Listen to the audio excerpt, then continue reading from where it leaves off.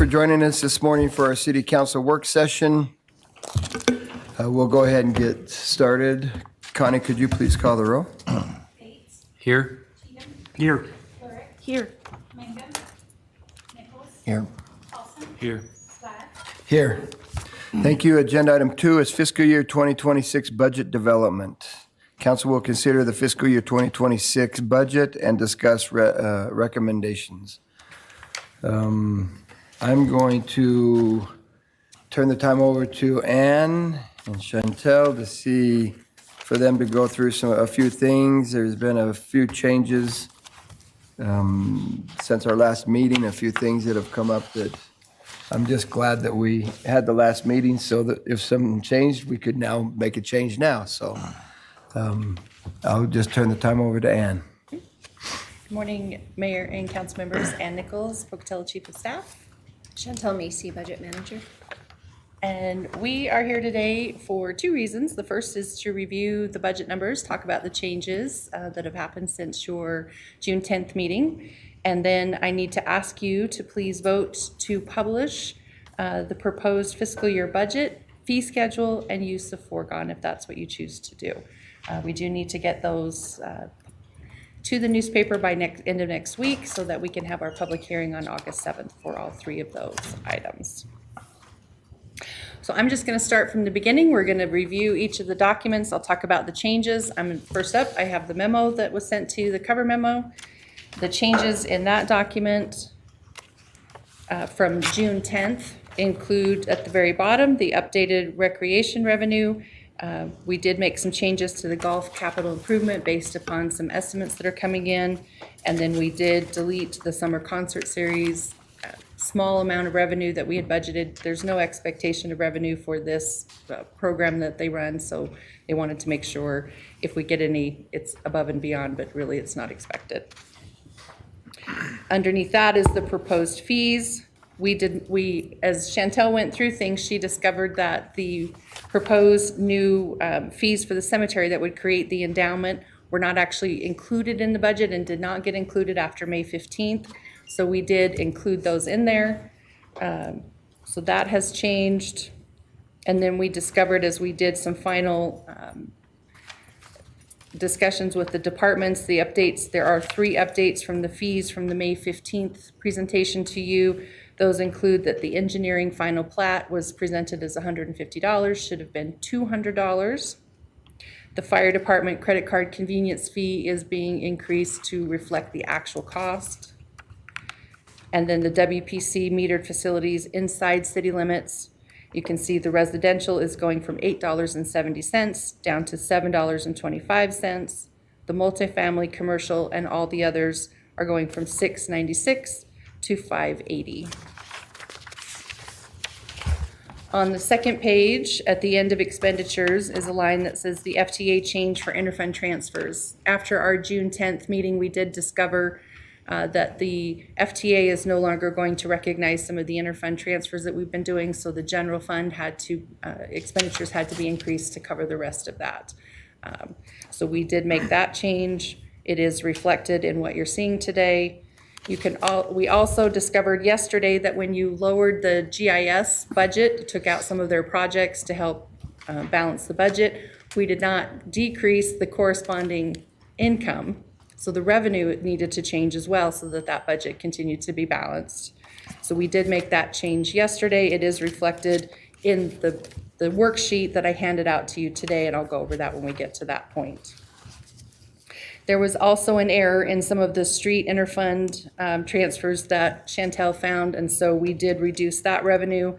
They will be using some of their reserves to make up that this year. And again, I'll just highlight that when we get to that point in the presentation. On page 2 of the memo, underneath tax solution worksheet, you can see that there are some new items added to the tax solution worksheet.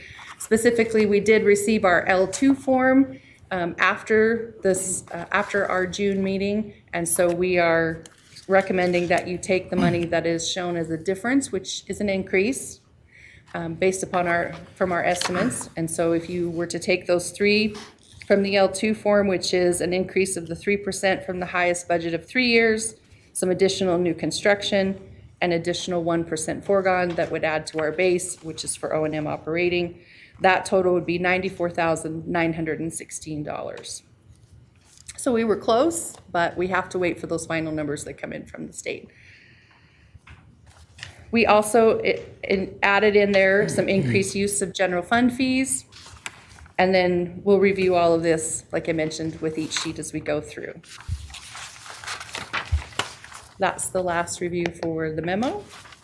Mr. Mayor? Yes. Just a quick question. That total number that you just gave, the 900 and, The 94,000. yeah.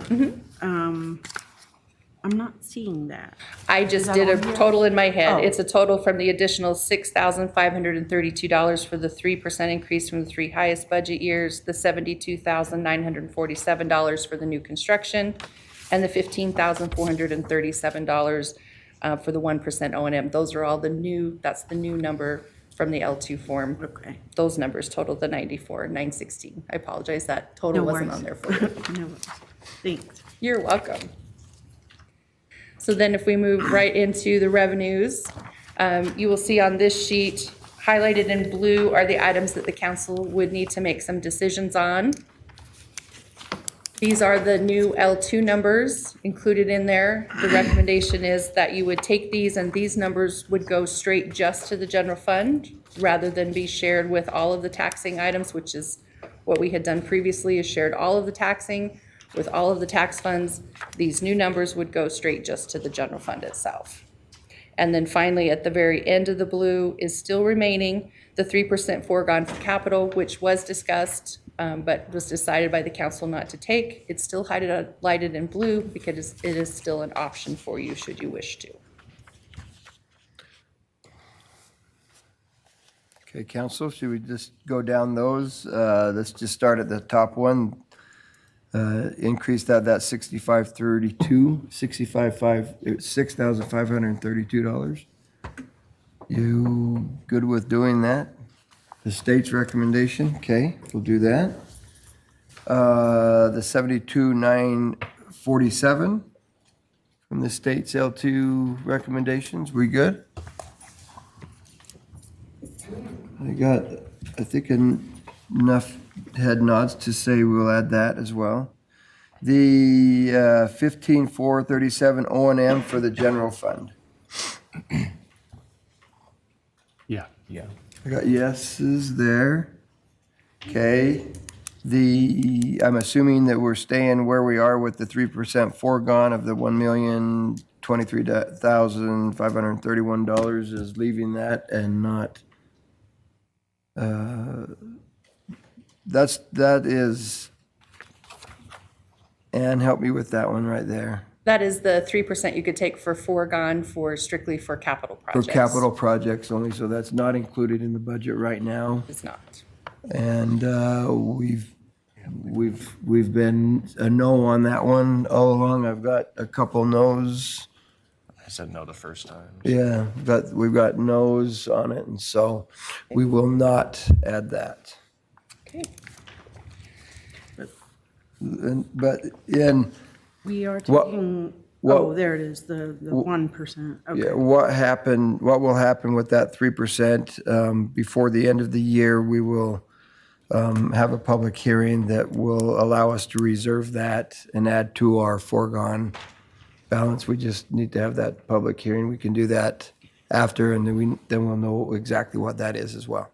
If we have any monies that will be reverting to our foregone balance, we will get those numbers after the county and the state give us our final L2 before the end of the year. So we'll be able to do that. Okay? All right, so, Moving on to the expenditure versus revenue worksheet. This is a new one for you today. It shows the changes that I just highlighted in the memo, and we'll go back over those again as well.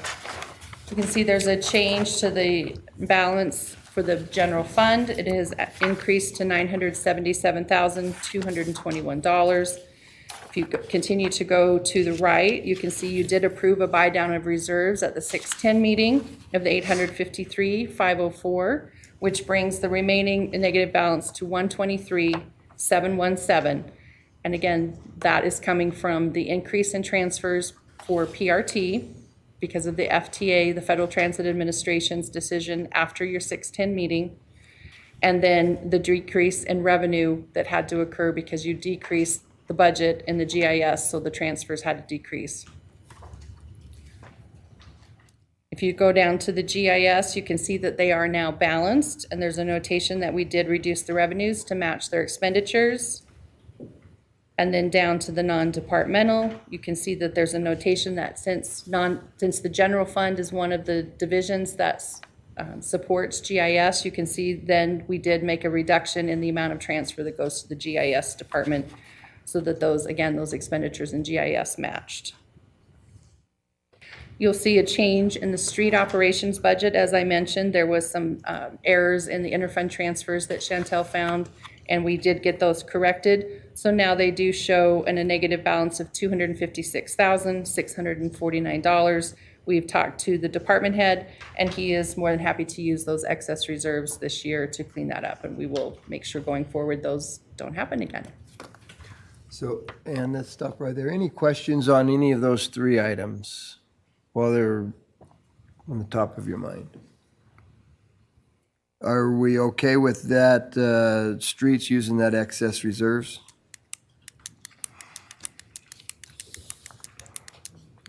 Okay, I think that's wise, all right, and, okay, thank you. You bet. Continuing down, you'll see the $200,000 for the revenue for the golf capital improvement. Again, that is just increase in that based upon actuals. And then you'll see that there's no revenue for the summer concert series. The department had asked for those to be deleted again because that program is not expected to. Sometimes they get grants, sometimes they get things, but that program that the city offers is not expected to produce any revenue, so we took that out. The only other changes that you will see to this spreadsheet from the last time is that we did balance the science and environment transfers, which is Fund 17, and we did balance Fund 54, which is the Public Works Director. Those are just internal transfers. I mentioned to you previously on 610 that we needed to do that, and so we did get those done, and they now show 0 as they are balanced. Which was the second one? In Fund 54 and Fund 17. Yeah, the next page.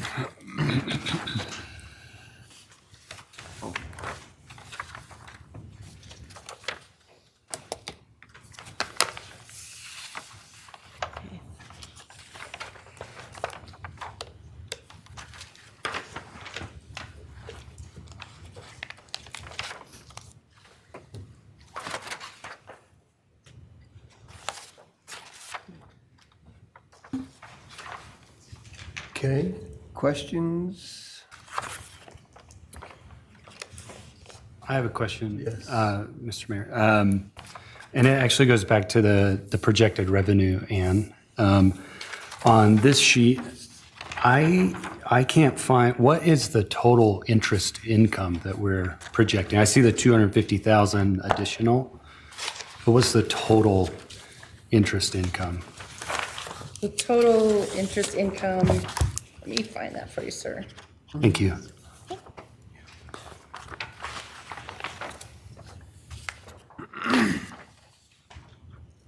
This is my budget, welcome.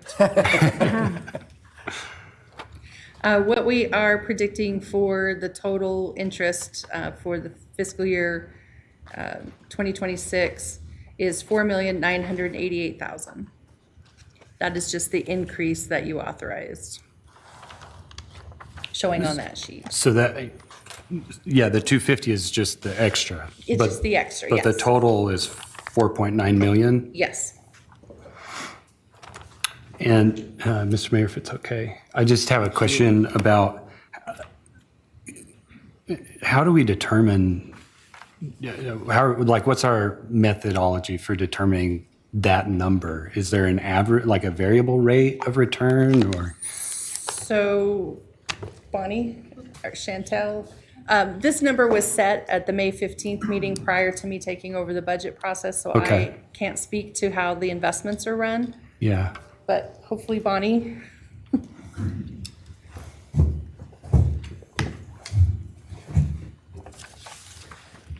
Hello, Bonnie Schrader, Finance Department.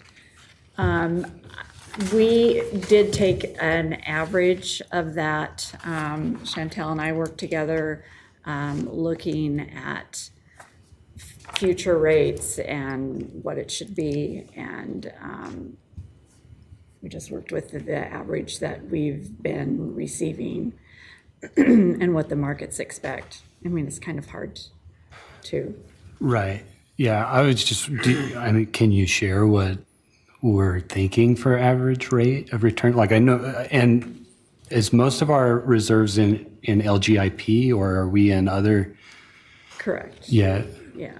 We do have our police pension in with Charles Schwab. Okay. Yeah. But do we know like what average return we're expecting over the next 12 months? What we're basing it on, I guess. I don't know the exact rate, and I can Okay. get that for you, but Yeah, I that's believe fine. it was around 4%. Around 4? Yeah. Okay. All right. If I remember right, that's what we were looking at is about 4%. We are looking at the, what they're doing with interest rates, and they continue to hold them strong where they are now. And so, yeah, it's kind of a crystal ball. Yeah. But that's what we've done is we've looked at what the rates have done and what they're doing with the rates as they're moving forward, and I feel pretty confident that 4%'s a pretty conservative number, I think, right now.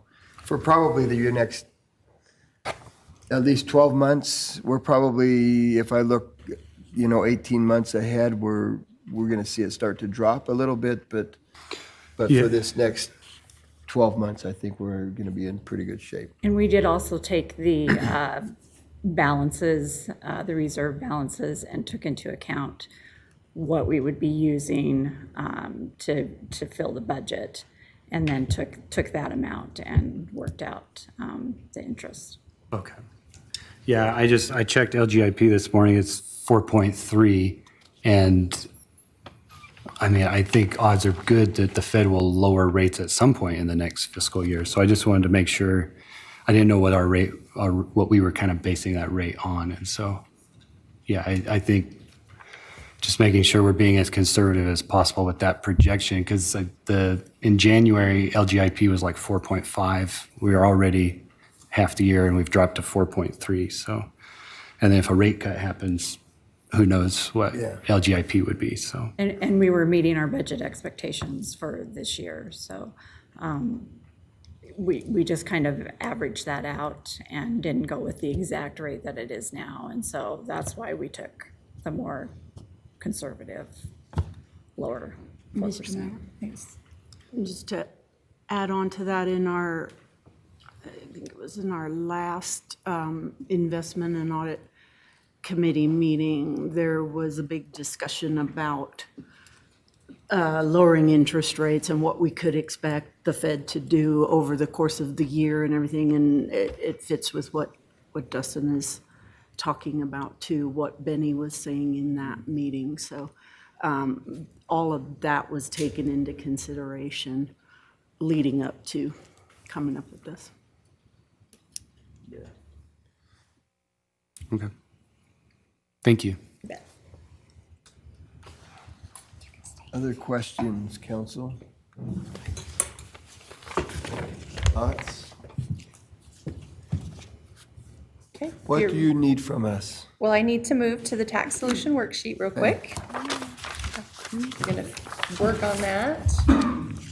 Let me add in the decisions that you've already made, but we'll start at the top here really quickly. You can see on the sheet that it does show the 977,221. That shows on the expense worksheet that the general fund is out of balance.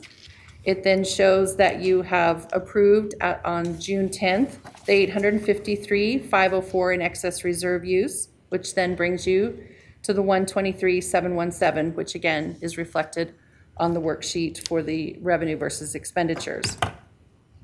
So if we go to page 3, there's highlighted the new things that I mentioned. You did say that you were interested in taking the new L2 for money So we will copy that and move that over. Where's that? Which one? That's the bottom Oh, three there, okay. on the,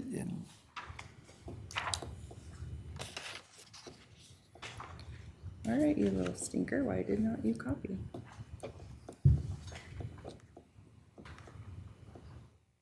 There we go.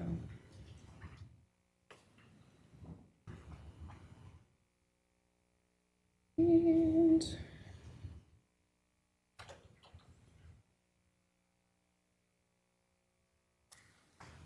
technology is so much fun.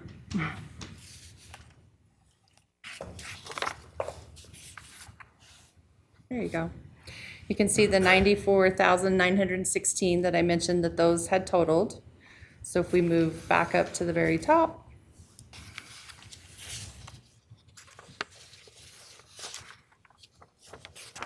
And it split it, but you can see you're remaining with a balance negative in the general fund of $28,801.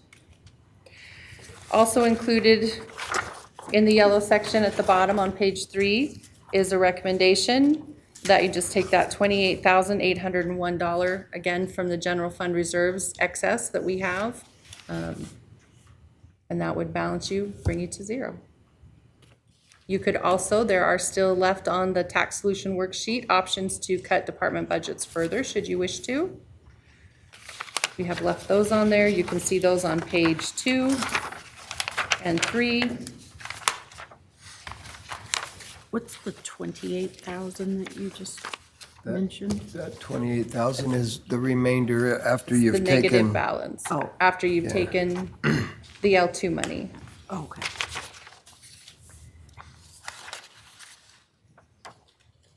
Mr. Mayor, Yes.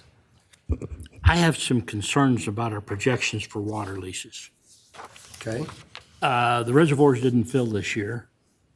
We've had a very dry year, and currently the water forecasters are saying it's going to be a serious situation next year. And I wonder if we will have the money in Palisades that we have been leasing, whether that will actually be available to us in the next year.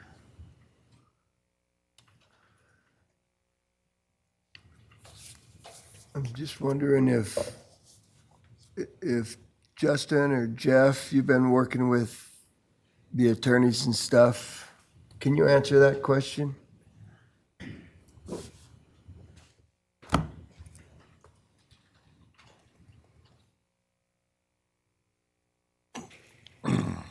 Good morning, Jeff Mansfield, Public Works Director and City Engineer.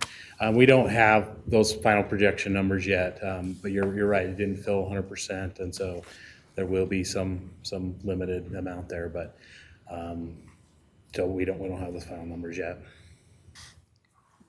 What we've included though is the contracts that we do have. But in past years, we've had to refund We've some of had to that money. refund, we've had to refund some of that money. So if that occurs again, from whence would that money come? That would be holdbacks, or the departments in the general fund would be required to do holdbacks to make up the difference in the revenue shortage. Okay. We've had to play that game before too. And so it's of concern, but yeah, we've had to go through that before. Like you said, we've had to write the checks to send them back before. And Going off what I recall from our last email, seemed like to me like they said we would have at least 41,000 acre feet of water, which typically we were allocated the 50,000. So that's just kind of going off of memory from what I recall from our last email. So.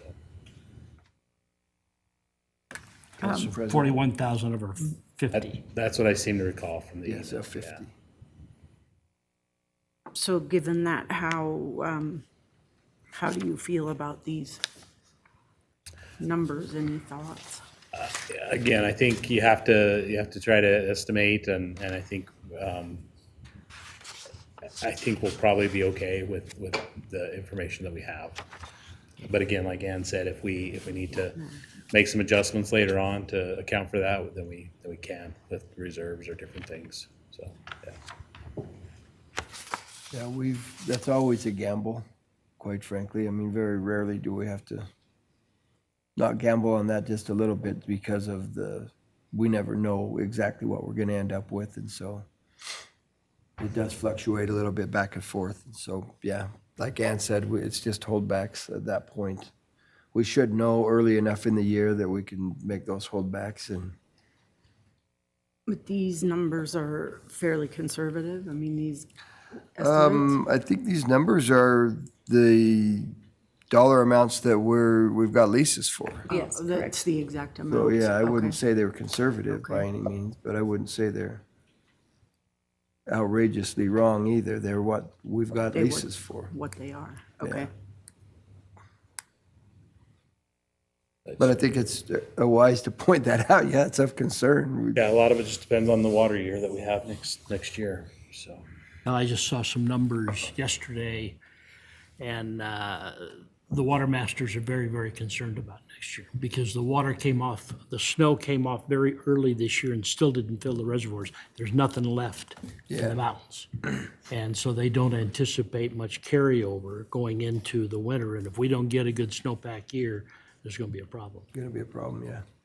It was in the farm section of that little insert in the newspaper, there was an article kind of talking about that issue, about what we might be looking at, Yeah.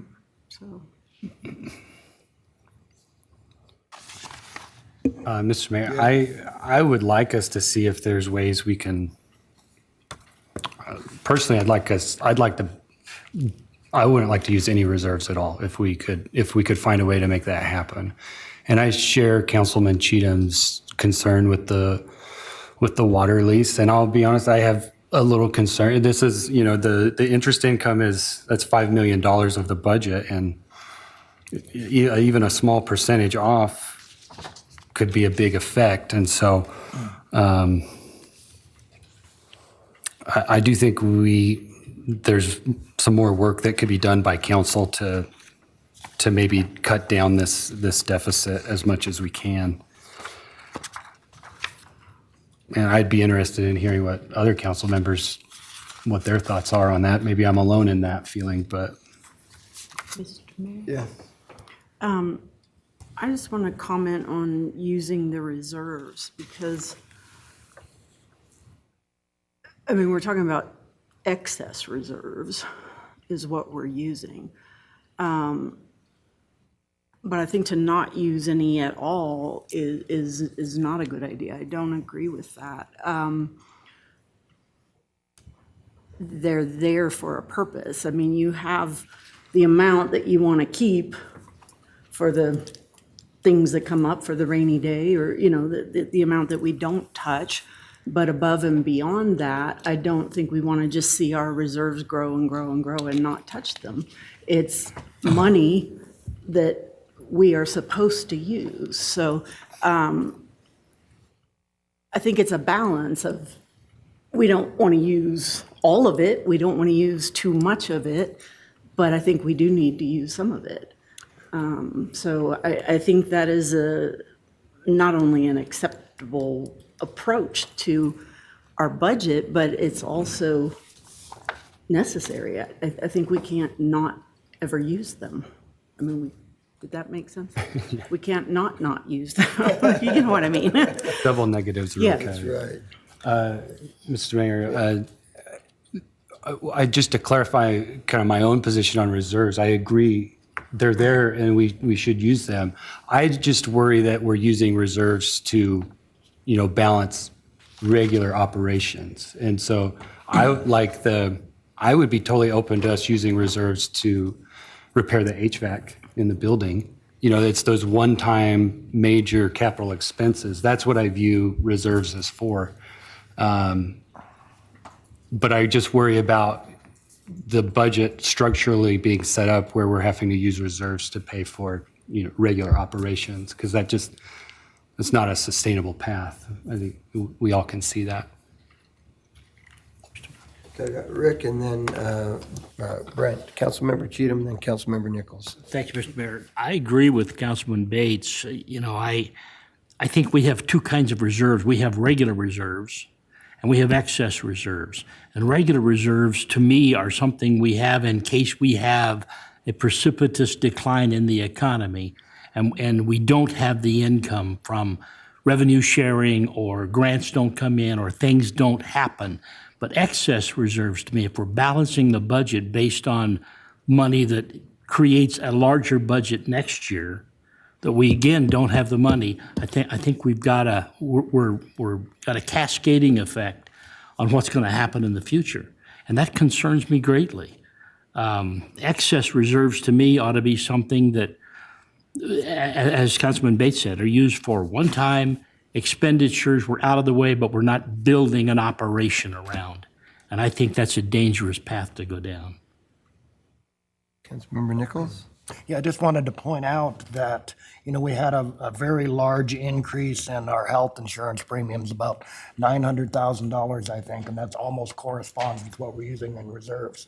So it seemed to me to be appropriate that all we're really doing is filling that unanticipated increase with reserves, and I'm good with that. Mayor. Yes.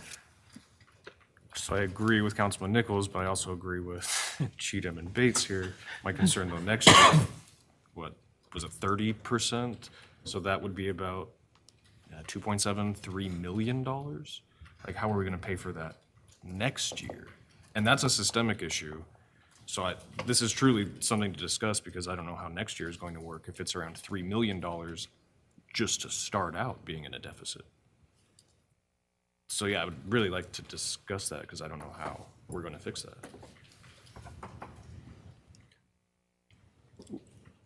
Well, I know we're working on legislation to fix that, but to put it in our legislators' hands, or it's tough, for sure. And I mean, medical expenses are going up. I don't know how you slow that down.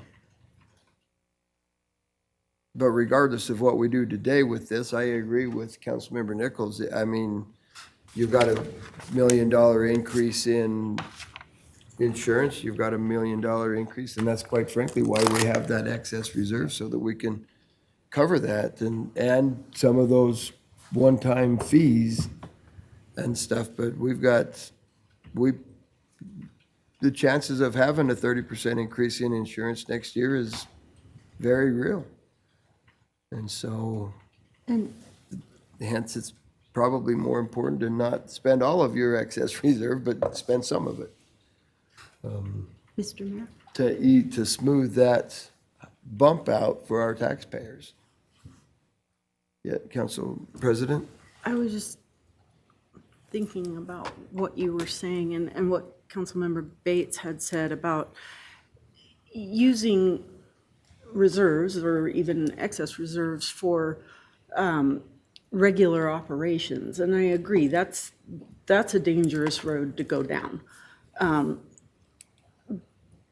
But this health insurance, which, is roughly equal to the amount that we're talking about using, is an unanticipated expense. So I think both of you are correct in that this is something that was kind of, it was very much unexpected that it would go up that much. It is a problem, it's going to go up even more next year. So we do have to think about how we're going to deal with that. But I think it is a correct use of reserves in that it is a, one-time unanticipated.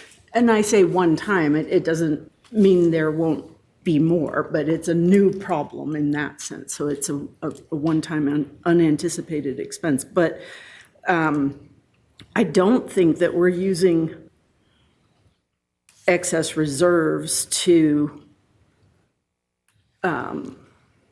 cover regular operations. That's not what I'm with departments, and I'm not seeing that. So I think we are balancing those two things and using them in a correct way. Mr. Mayor. Yes. I have to disagree with Councilman Lorick. We knew when we signed the contract last year that this year's increase was going to be 9.9%. So it is an anticipated expense, and they've already told us we can probably expect a 29% increase next year. So I think that is an anticipated expense. And if we wait until this time next year to balance next year's budget, or I should put it more politely, if you wait, because I won't be here next year, there's going to be a huge problem next year. And, you know, the governor is having all state departments prepare a 6% holdback already on their budget that hasn't, on a year that just started 2 weeks ago. And I think we have to look at our budgets this year and balance what we've got and leave that money aside, because I think we're not going to see revenue sharing. We're not going to see some of the income that we've had in the past. I expect what happens every time the economy goes down, liquor revenue goes up. But that's a small component of our overall budget. And I am very concerned about how we balance this year in anticipating what's going to happen next year. Mr. Mayor, I would welcome legislation that, would allow us to help solve our health insurance predicament. But there's no guarantee with that. And I think that's where a lot of my concern comes in is there's just no guarantee that legislation would be passed, and we could end up here next year facing a 30% increase and We will. Oh, yeah, we can't put our hopes in the legislature. We've got a legislator here that worked his tail off to make something happen ain't gonna here, and happen. it's not gonna happen. yeah. So We know that, but I don't think we can fix next year's problem with this year's budget either. And I know that we're going to have some challenges next year as well. I think this budget, if you ask me, I think we've got a pretty good sustainable budget. But next year we'll have a whole new set of issues and set of problems and things. I do feel like I agree we can't fix next year's problems this year, but we could sure make it easier on ourselves. And so any work we do this year to lower that deficit, that'll be reflected next year. Well, no, you can't argue that for sure. Mayor. Yes. I don't know if we're going through the rest of the yellow, but I do have a question about one of the items. We definitely are gonna have to go through all of the yellow. Well, I just have a question about the two PPD cars. If that means new vehicle purchases, are they taken off like patrols? Because I don't think that's smart to take patrols away, but also if like our vehicles necessary right now. So they have a plan, their 5-year plan is to circulate through the vehicles when they get wore out and get tired and stuff. And what they would need to do if we took any of the vehicles is they would end up needing to lease the vehicles, which is not the best financial decision right now with the interest rates the way they are. It's costs you quite a bit more if you lease them. It just gets you under that dollar amount that they have. So I don't know that I would, it's part of the solution, but I don't know that I would jump on that. So, Counsel? I'm sorry. Go ahead. So the tentative solution, does that include the elimination of the police cars or not?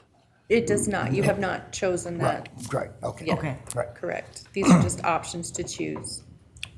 In addition with all the items on page 2 that are left. Yeah.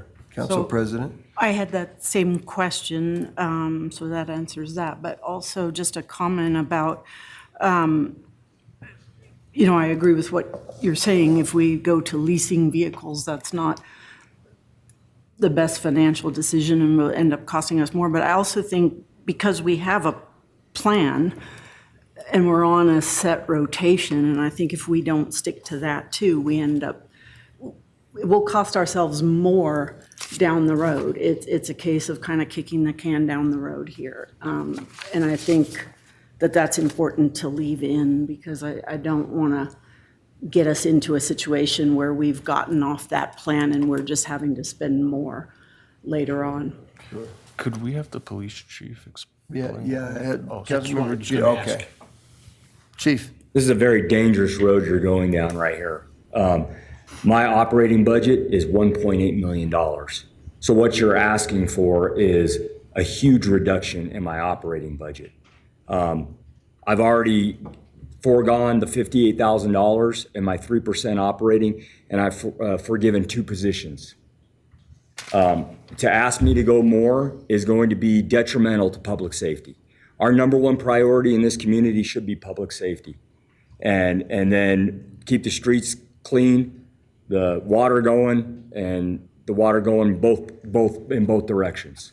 And if you're asking me that, then I can't guarantee that there's going to be police cars that are going to be able to make it to the scene of a critical incident when they need to get there. That's just a huge reduction in my operating budget. That's you're talking 8%. Probably. It's $1.8 million is my operating budget. So that's a huge reduction. And that's not a sustainable model. Both Tom and I came up with a plan about 5 years ago about rotation of vehicles. I can give you an example. I worked the 4th of July. Wrote a couple fireworks tickets. We seized a bunch of fireworks. Just in the patrol car I was in. It was one of those lease that we now own, F-150s. And the members on the council that are here remember that. Now that truck has 42,000 miles on it. I'm projecting to get at least 7 or 8 more years out of that vehicle. So that would extend the life to 13 years versus what we were getting before of 5 years when we were hot seating them. So if we don't do that and we go backwards, then what we're going to be doing is putting more money into repairs, more money, time on vehicles down, and hot seating other vehicles. So that's the way we have it planned now is the most effective and efficient way.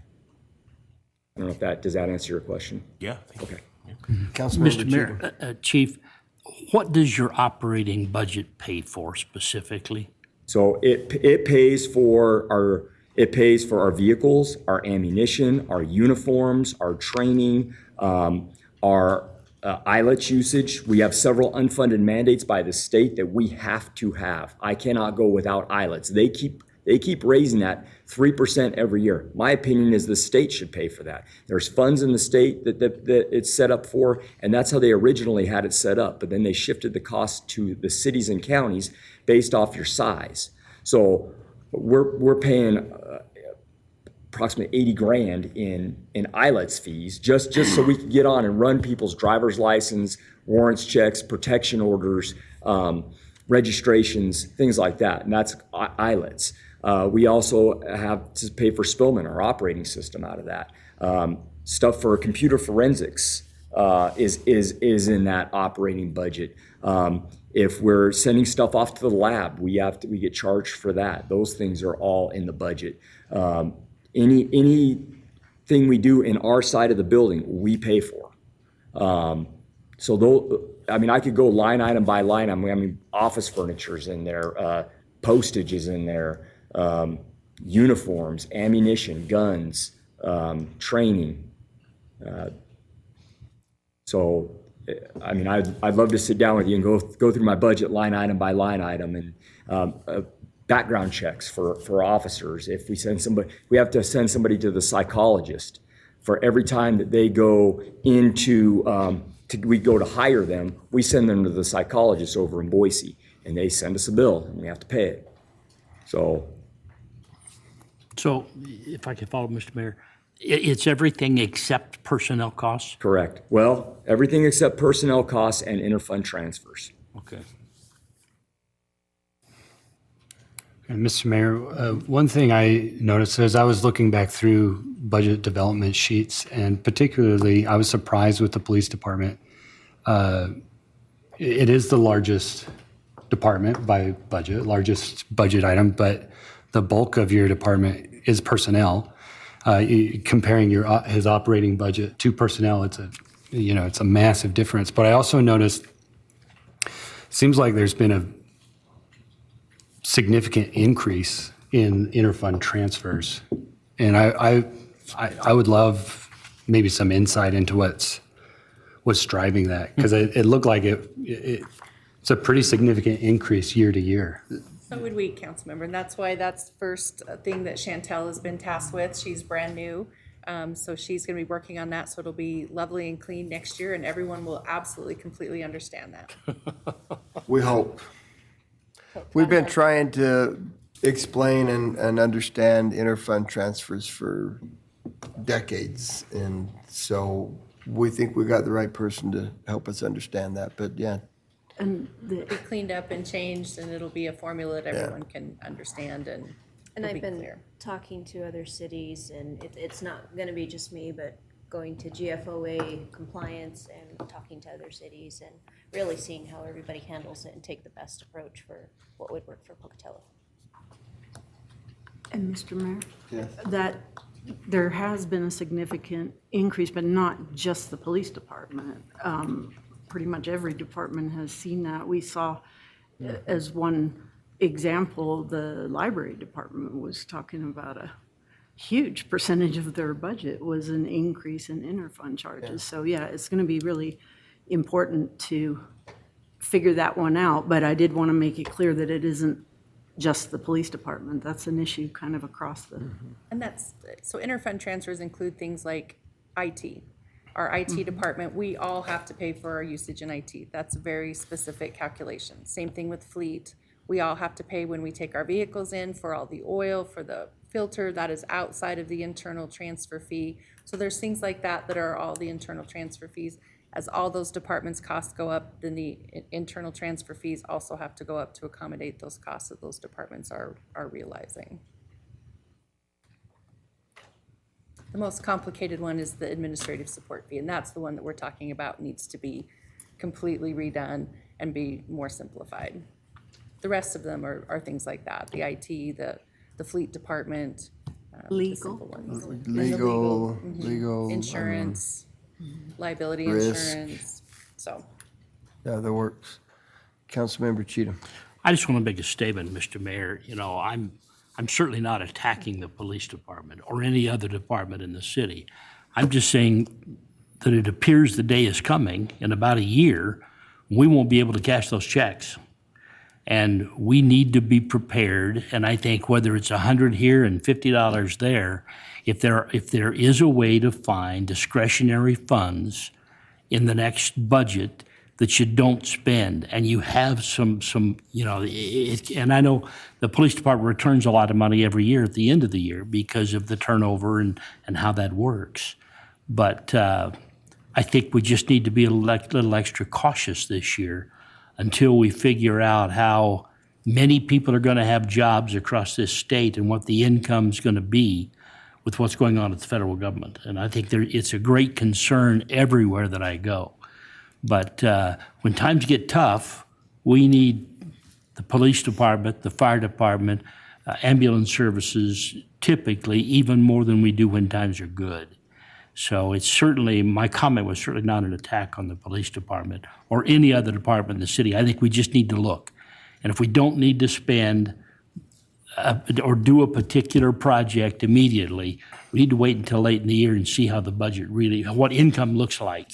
So, Councilmember, you bring up a really good point, and that's exactly what we do is, we've got this budget here. We don't go and spend at the beginning. We hold off major expenses and purchases and things until January, February timeframe, so we have an idea, a little bit more of where we are.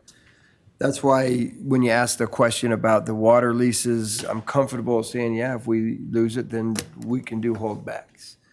Because though we have the money and the ability to do it, we never have, I would hope that we never do go out and spend all our money in October knowing that we have a year to get through. In fact, you see an increase in July, August, September in spent expenses, because that's when we kind of release the money for them to be able to, because we know we've got 3 months left. We know what we're going to get through, and so we do that, and we've done that very, very well in the past, and I don't think that practice will change. And so, May I ask a clarifying question? sure. Counselor, are we looking at trying to reduce the budget by the $977,221, which is almost $1 million today? Or are we looking at trying to find a way to reduce just the additional negative balance, which is the $28,801, or somewhere in between? I think that 3 of them said we're comfortable with using the reserves and stuff. That's what I heard. We've got one that, Councilmember Bates, that is saying, look, I would like to reduce that and maybe not use those, but I don't think he said don't use any reserves, did you? Just trying, Just to as see, you yeah. discussed, just trying to clarify where we need to think to go forward. I think, but I think right now, the majority of the council on the dais is okay, at least from what I saw from people, that says the 28,000 added to that, but the discussion has been more around next year, we're going to have a big problem. Okay. Philosophical, yes. Council President. I was just thinking about what Councilmember Cheatham was saying, and my understanding in building this budget, based on what you just said, that you have already been looking at projects and what could be put off until later, until we kind of know. Well, we do that where we're at. annually, Every we do year, that right. every year. And so I agree with the idea of if there are, projects that, yes, we need to do them at some point, but if we can wait on those, that is a way to save some money. My understanding is, we're already doing that each year in this budget. But when we start talking about making cuts that get into our regular operations, our regular services, like the police department, public safety, but really any department, when it's getting into cutting the basic services, because the only way we can really cut is either people or services.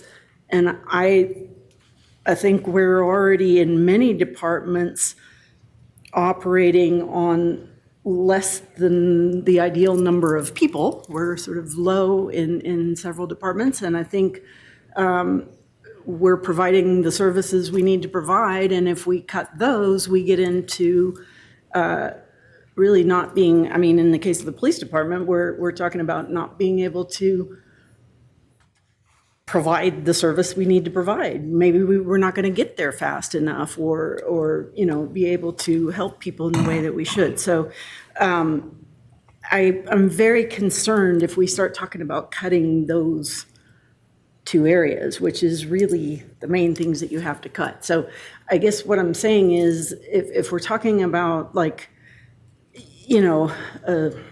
trying to think of examples, like a parks project or a roads project or something that can be delayed, I have no issue with that.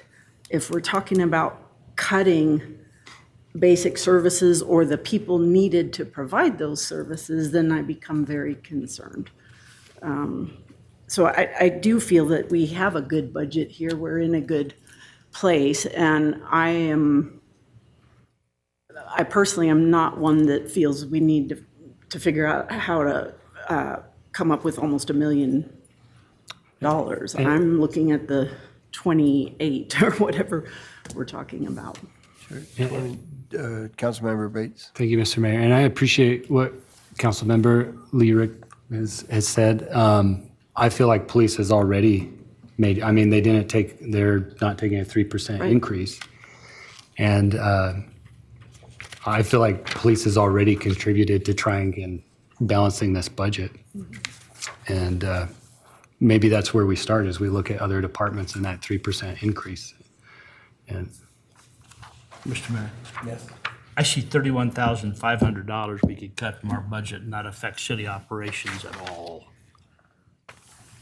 What's that? Where are you talking That's about? that would be the community stuff. requests that have been on page one. Yeah, page one. The new ones, 31.5. that would be the new. It does affect our community. That would be your New Day products, the Valley Mission, the free clinic, and the senior activity.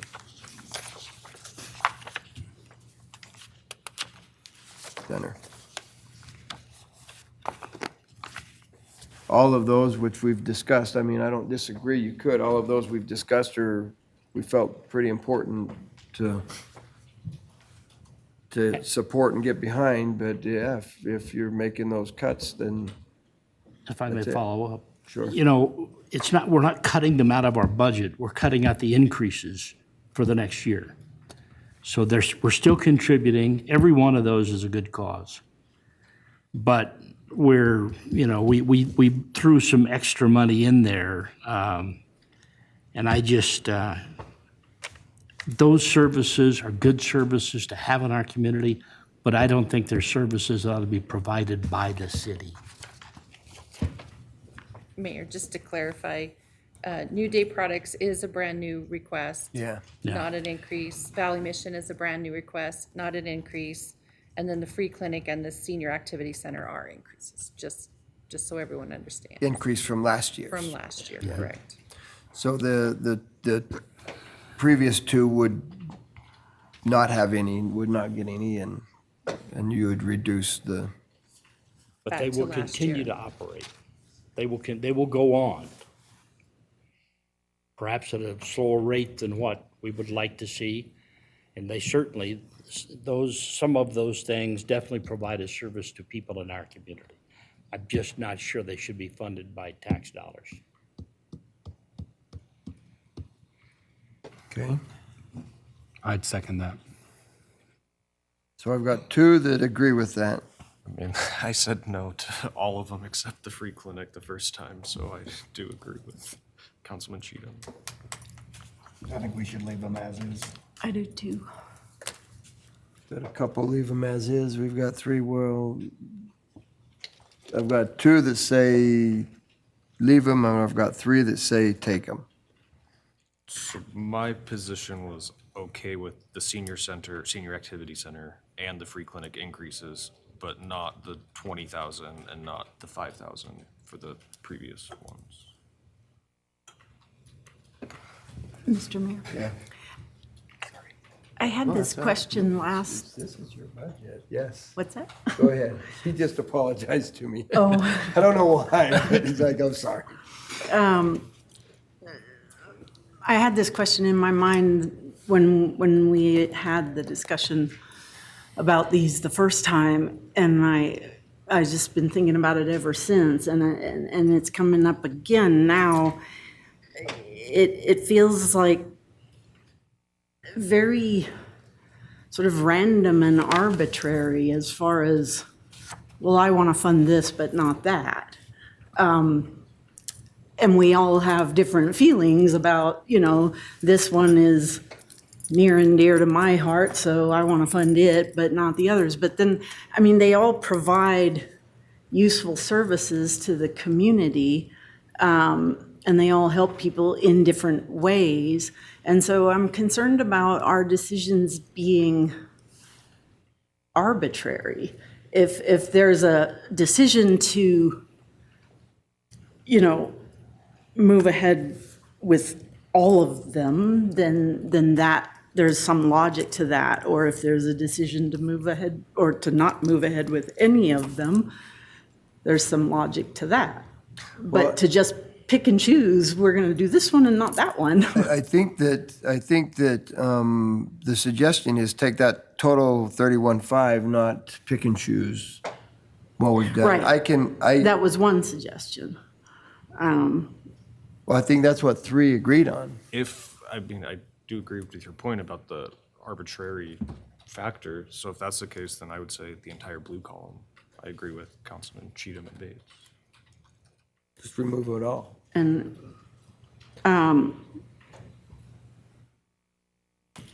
So and I feel like leave them all. right now I have 3 that say take them all. And I've got 2 that say, so we're gonna take them, I guess, is what we're gonna do if we're gonna try to clear that $28,000. And if that's what we're trying to do is clear that $28,000 deficit and not use some of that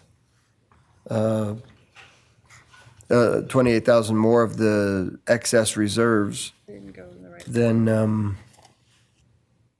then I mean that's what the thing is. I can tell you that New Day, he did talk about having a hard time with grants and they're going away, and that's what they focus on, and so that will hurt them a little bit. Will they keep going? I think so. The capacity they are, I don't know. Valley Mission, that $20,000 they spend on helping people get into hotel rooms when it's cold, they spend well over that on an annual basis. But we'll continue to do what we can do, and maybe next winter when they come to us, maybe we'll be able to find something and we'll be able to do something. The free clinic and the senior activity center, both of those very, very important in our community and help the people that are needed the most. But if we're looking at that 31, that will clear that. And your 2,000, what is that, 899? 699. Dang it. Couldn't see the 6 or the 8. 699 in the black. Which will then just be taken off of the use of reserves. Yeah. So we good? You know, Mr. Mayor, I've heard from several nonprofits, and it's a tough year for them. Foundations, grants, matching money, it's all been very difficult in the last few months, and it's predicted to get even worse. And I appreciate that. I understand what they're doing, and I mean, I have my favorites on this list that we're cutting too. And we'll talk about those at the end of the meeting today. But there comes a time we have to say to our taxpayers and to the residents of the city, we're really working to hold our budget and minimize our tax ask as much as we can. And maybe they need to step up and help these groups. I gave some money to Valley Mission, and I contribute to the Senior Center because I believe in what they do. And I'm not going to be derogatory about the free clinic. I've never used their services. I understand what they do. I just haven't needed them. Doesn't make them any less important in the community, to our overall community, because they do serve a population that will increasingly, with cuts in Medicare and Medicaid and those programs, are increasingly going to rely on the services that they provide. But I think if the community wants those agencies to survive, they need to step up individually and get involved and make those things work for our community. Okay. I had a couple nodding their head that were not good, so Linda and their Councilman President Lyric and then Council Member Nichols. Then we'll just go down the line here and we'll make a decision. I'm actually, and I may be shooting myself in the foot here, but I still feel like our decision is arbitrary in that we're not going to approve the increases, but we're going to continue to give money to the ones we're already giving money to. And so if you're a new request, you don't get anything. But if you got money in the past, you will get something. You just won't get an increase. So there's already a kind of arbitrary nature to that. But the one that stands out in my mind is somebody that I know has looked for every single cent that they can get from anywhere possible, and that's New Day. Terry Frederickson applies for absolutely everything he can get, and personally gives so much of his own, as Councilmember Cheatham is saying. I mean, he not just puts his blood, sweat, and tears into that organization, he puts his own money, his own resources. And it's, we've approved $5,000, which is a small amount, but to him, I think, makes a big difference. And not just to him personally, but the people that he helps. And those are our community members. All of these organizations are worthy. They all provide important services. But I know that New Day doesn't always get a lot of help, and they are a new request to us, so it feels like they shouldn't be penalized for that, just because they're new this year. I think the statement that the city shouldn't be providing these services, I think we're not. These organizations are providing the services, but we're helping them, we're supporting them. And by we, it's really the entire community, because it's their money that we are the stewards of. And I think the community should support these organizations because they provide services to our community members that need them. So I don't think we're providing services, but we are providing support that I believe is important. So I really am not okay with cutting the amounts that we approved. They're already below where I'd like them to be, so. Okay. Councilmember Nichols. Yeah, leave them in. Amen. That's it. It's short and sweet. Okay, Councilmember Bates.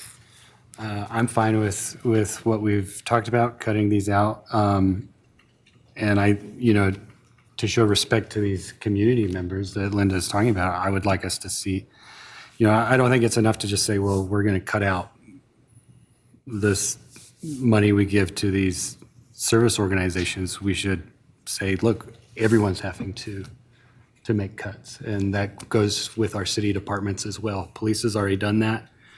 And I'd like to see us try and reduce this deficit as much as possible. I'm probably in the minority of saying it should be at a zero, that it should balance, but I think it sends if we're going to say no to this money to these organizations, I think we can also help show, look, we're tightening the belt everywhere, all around.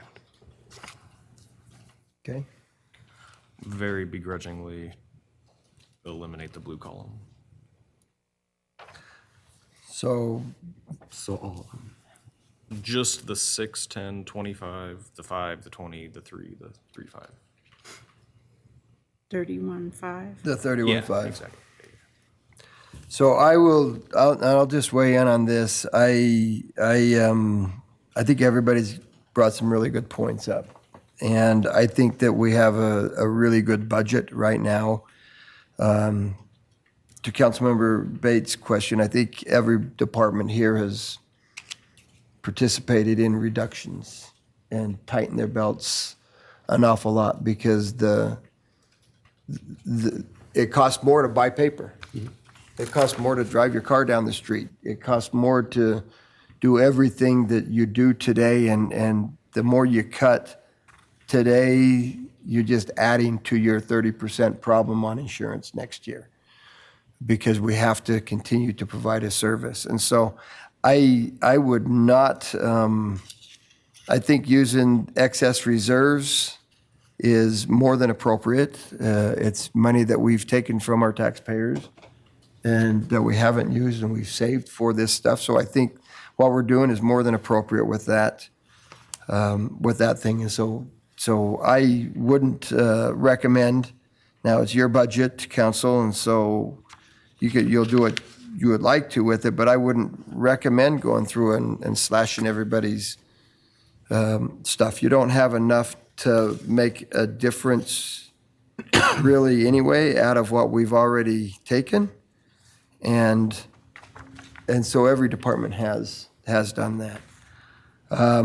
When it comes to these, the 31.5, I get both sides. I totally understand both sides. I really, truly do. I also sit in meetings with New Day Products when they're struggling, they can't figure out what to do next.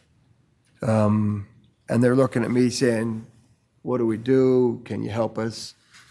I sit in those meetings and Valley Mission, I ask them on a regular basis, we need you to find money to put people up so we don't have people freeze to death or we don't have them dying of heat exhaustion in the wintertime, in the summertime. It's an ongoing thing, and luckily they've been able to do what they've been able to do.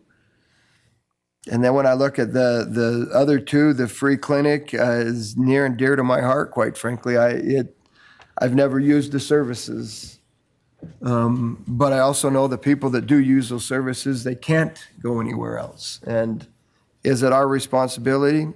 I think kind of it is. Is it the county's responsibility? Yeah. I 100% think that it is. I think that the Senior Activity Center is another one. We've got a very vulnerable population that we're talking about missing. And so if it were up to me, I would say take that 28,000 out of reserves and fund those. But I don't really honestly have a big say in it. This is your budget.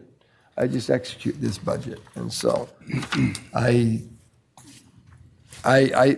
with or without that money right there, we have a good budget, I think, and a solid budget. I think we can talk in circles all day long whether or not we should do this or that or something. I see a number of things here that are very beneficial that we haven't put money into. The Bannock Youth Foundation, very people we're trying to break that cycle on. Boys and Girls Club, super important for our community. I mean, there's so many important things that you can't fund them all, but it's good to fund some and stuff. But as of right now, unless somebody changes their mind on it, my suggestion would be that we zero it out. We use that you've done that all right now, so we would be using 979,920. You'd still be using reserve money. You'd still be using the same amount that you had planned to, the 853. The 853 is what we would be using, not the. We just subtracted out the 31.5, so that's From the the total gap. of what Okay. Yeah, are needing to So balance. that's what we would be using to balance. 853, 504 in reserves. Okay, we've got Councilmember Nichols and then Councilmember Bates. So I think I asked this question before, but could you remind me the dollar amount we have in reserves right now? Yes, it's about 9 million. It is on your sheet. It's on your sheet right here, this sheet. At the very end on your expenditures. Oh, got it, okay.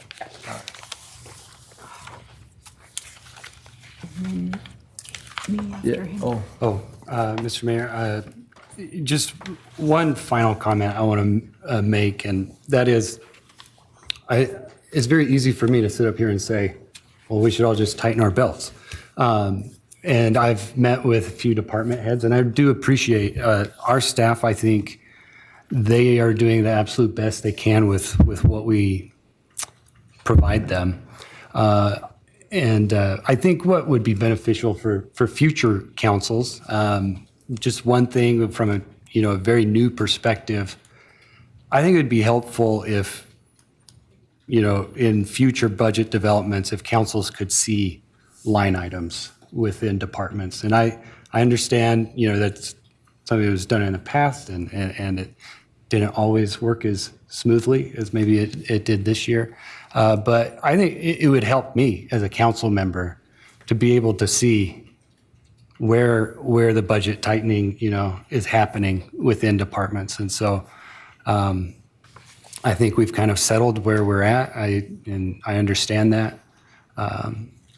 But I do feel like moving forward, it'd be helpful for future councils to be able to see a little bit more than just a personnel number, an O&M number, and an interfund number, but to know what really is behind those numbers. So just my final thought. But I'll just say this, and that's not a bad thought. My concern is then we start saying, why are you buying a pen for a nickel when you should be buying it for 2 cents?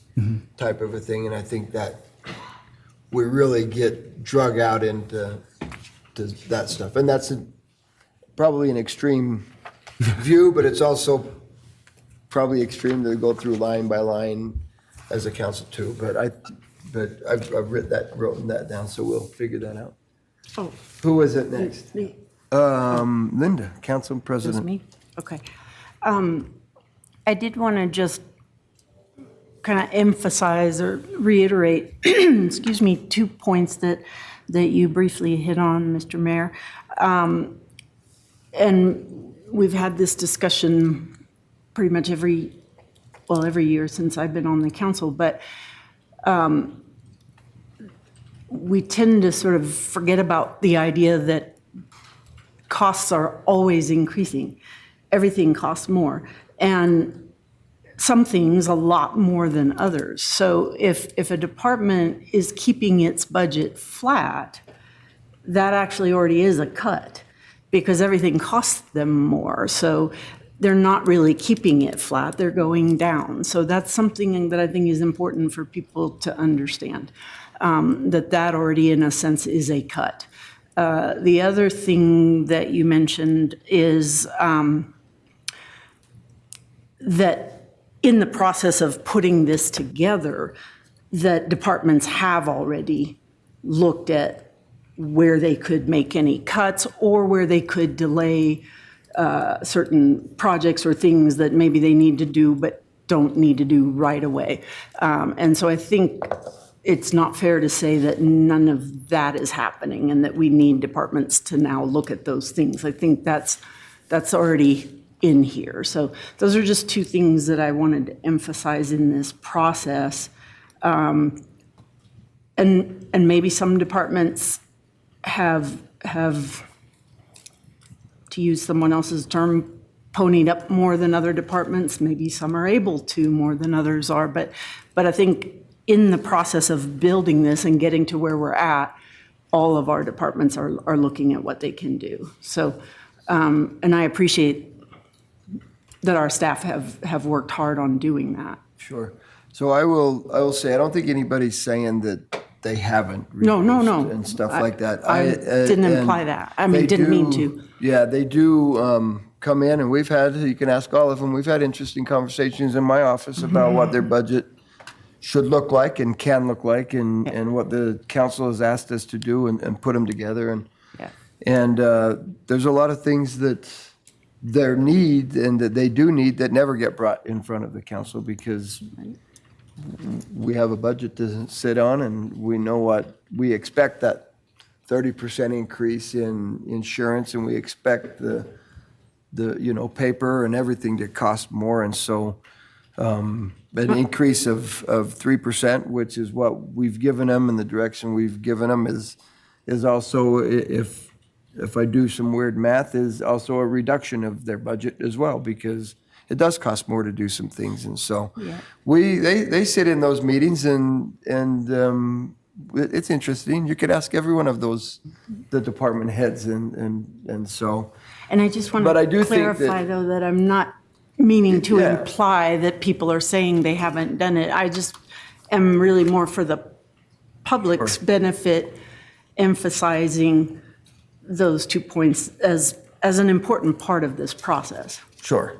And they've done a great job. I think you've put a good budget together. Council was very clear on what to do and how to do this, and that's why it went as smooth as it did, is we had a council that said this is what we expect, and that's how we build it. But as of right now, we will remove the 31.5 because that's what a majority of the council here would like to do. and, or think is fiscally responsible to do. And so I shouldn't say would like to do. I don't think anybody likes to do it. I think they feel like it's the fiscal responsible thing to do here. And so that's what we'll do with that. Council, this, as Ann had said earlier, we have next week, we will publish this, and so we'll take these numbers and get them in publication. There is one thing that is missing. I want you to know, and I'm going to ask Ann to publish about $200,000 high right now because we do not have the BOEs from the South Fifth annexation. And so we should have those by our, August 7th? Or public hearing date? hopefully no later than the second week in August anyway. We may have them before then. The last day for the BOE is tomorrow for them to hear that. And so hopefully they'll have the number to us and that annexation, that Fifth Street annexation, but we'll be able to at least speak to that, I would think, at the work session in January, so that we know where that number is. But we can reduce it, but we can't come back and say, oh, they added this to it, so we're adding it. And so that will be beneficial to us to have that. Do we need a motion today, or do we just, Would you like a motion to do Direction. this or direction? If you would give me direction for the additional 200,000, and then I do need a motion so that, for you to vote, that we can publish the proposed fiscal year budget, the proposed fees, and the use of the 1% foregone. We have to publish each of those 3 hearing notices. Okay, Mr. so Mayor? are you good with the 200,000? Yes. Mr. Mayor, Yes. where is that going to be reflected in the budget? That would go in, at the annexation, South Fifth annexation. In that line, in that revenue line item? mhm, Okay, And it would go strictly to the general fund. yeah, okay. Okay, so we're good there. We got some direction to add that, and now I'll look for a motion. And can this, all 3 things be in one motion? If you mention them all 3 in one motion. And Is that so- right, Jared? Okay.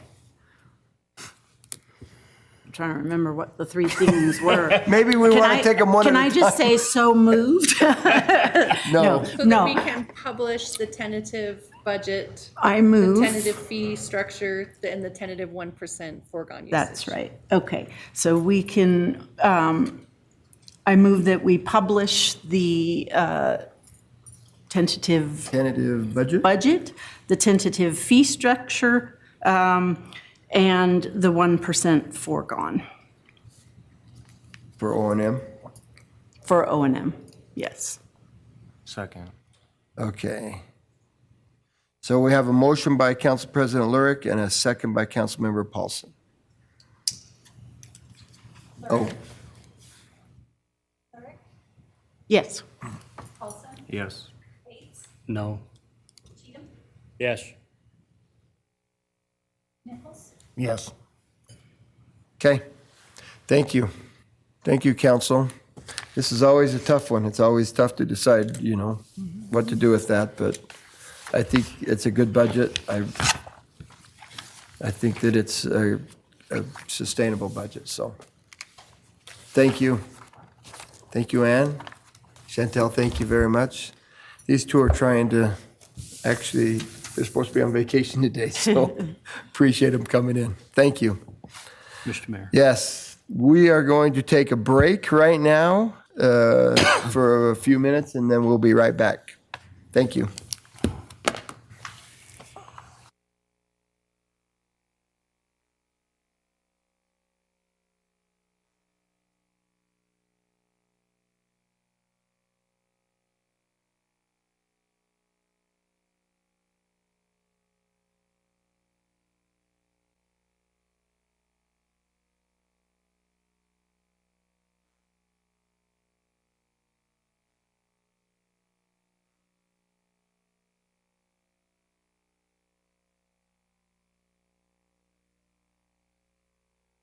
Joining us after our break, we'll go ahead and continue on with agenda item number 3, personnel policy handbook updates.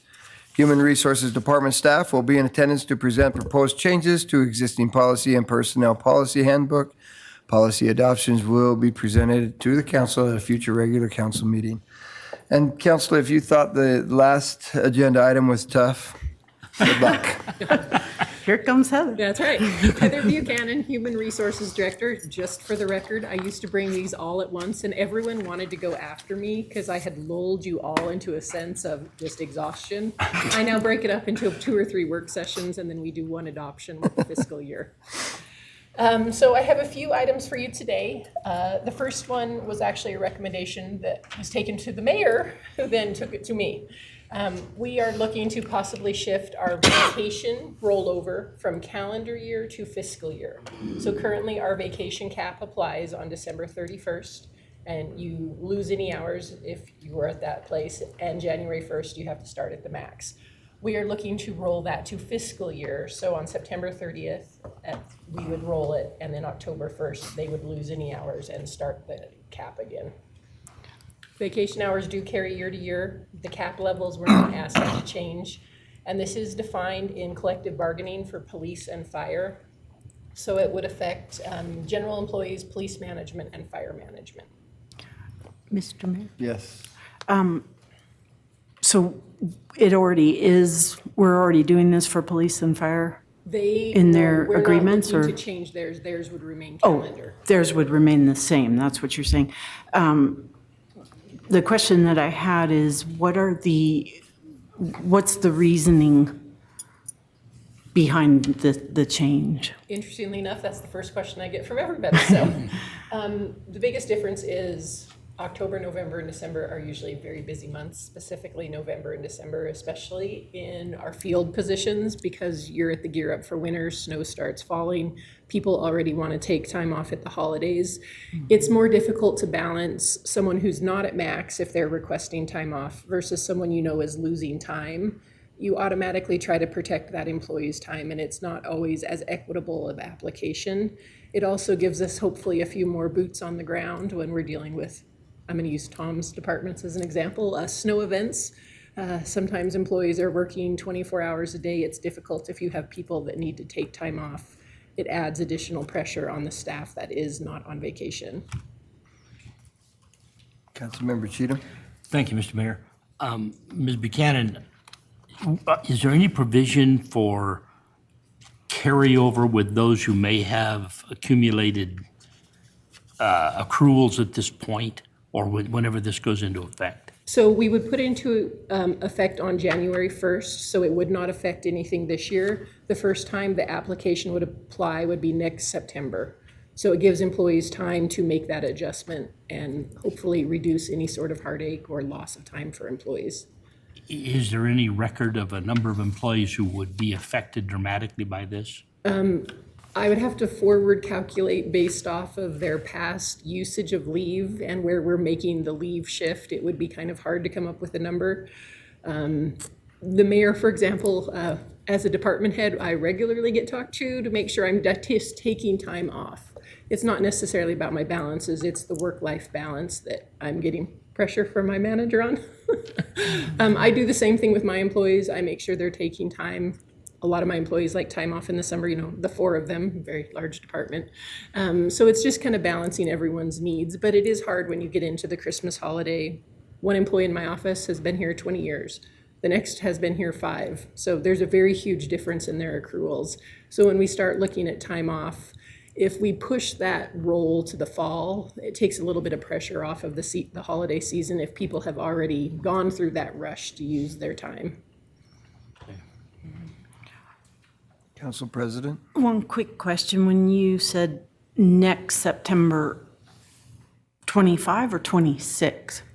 So the policy would go into effect on January 26. 1st to 26. So the next time we would apply the roll would be in January, not the following December. Okay. Okay. Mayor. That would get us through this calendar year before we saw a change. Councilmember Paulson? What's the general vibe from employees about this? Do you I didn't vet the policies through employees. We did talk about it briefly in executive staff meeting. I've heard from 2 supervisors they emailed me. I know there's been a lot of discussion. Luckily for us, we have this nice little pool of managers over here. If you'd like to ask anyone for their opinion, I'm sure they're willing to share. It's a change and it's not necessarily, I mean, we're used to going all the way up to January or December 31 with our things, and it'll be a change for a number of people. It's a change. It'll be a change for a number of people, but it was brought to me by a manager, and because it's a concern, and so that's why we've got it here. I guess I have Yeah? one more question. We talked about the reasons why you would do it, like the advantages. Have you heard anything, or can you speak to what the downside of doing this is? Like, what are the negatives? Change in general is Yeah. not well received. Yeah. I worked with payroll to make sure that we could do this. Finance did bring up a concern about fiscal year end roll. That is administratively burdensome. So departments would have to be careful about the amount of people they let off, like for that 2-week window. So again, that's down to a managerial function. That's a much smaller group of people that deal with fiscal year roll than we see that really need to be out in the inclement weather handling emergency situations. That's why I was comfortable bringing it forward. It's kind of a neutral move. It's going to have one moment of pain as people affect the change, but it is not affecting their accruals. It is not affecting their carryover. So there is no negative other than the date shift. Once after this first year, people are not harmed. They have notice, they have time to use the leave, but it is a change. Okay. Thanks.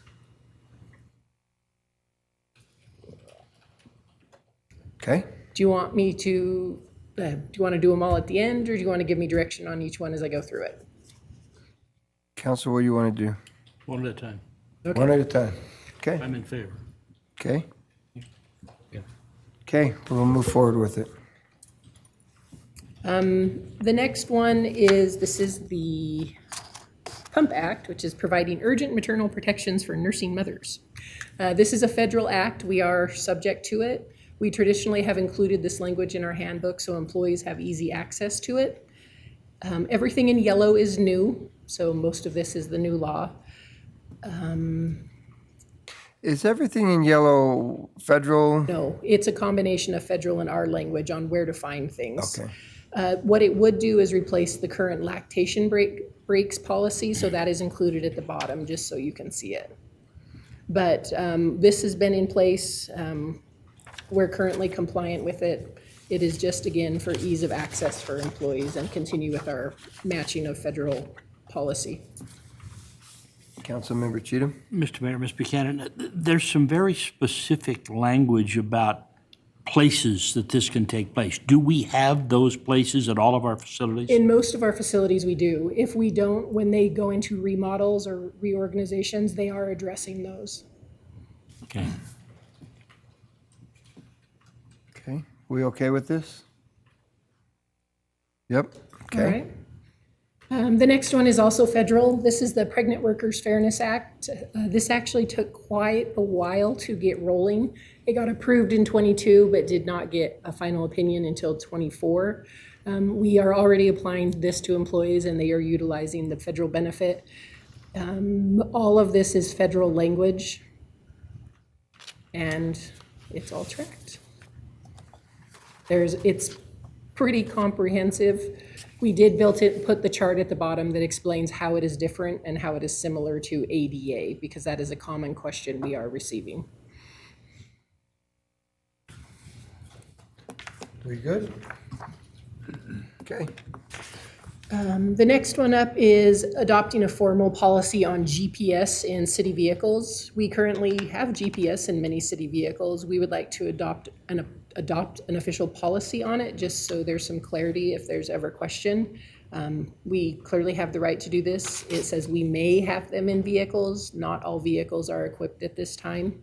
A lot of departments I know have added them in the last year. This is vetted through fleet and legal. Council President Lyric? Couple of questions. Is the Is the goal to have it in all vehicles, or we would use discretion on which ones?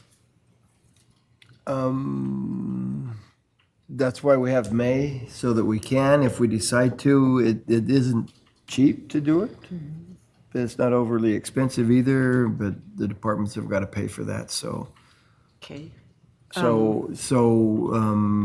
Really, this is a policy for us to be able to say, yes, we have a policy on this, and yes, that It gives us the ability. we ask our employees to read the policy, they know it's there, and it gives us the ability. We have the ability anyway, it's just being transparent to employees and public.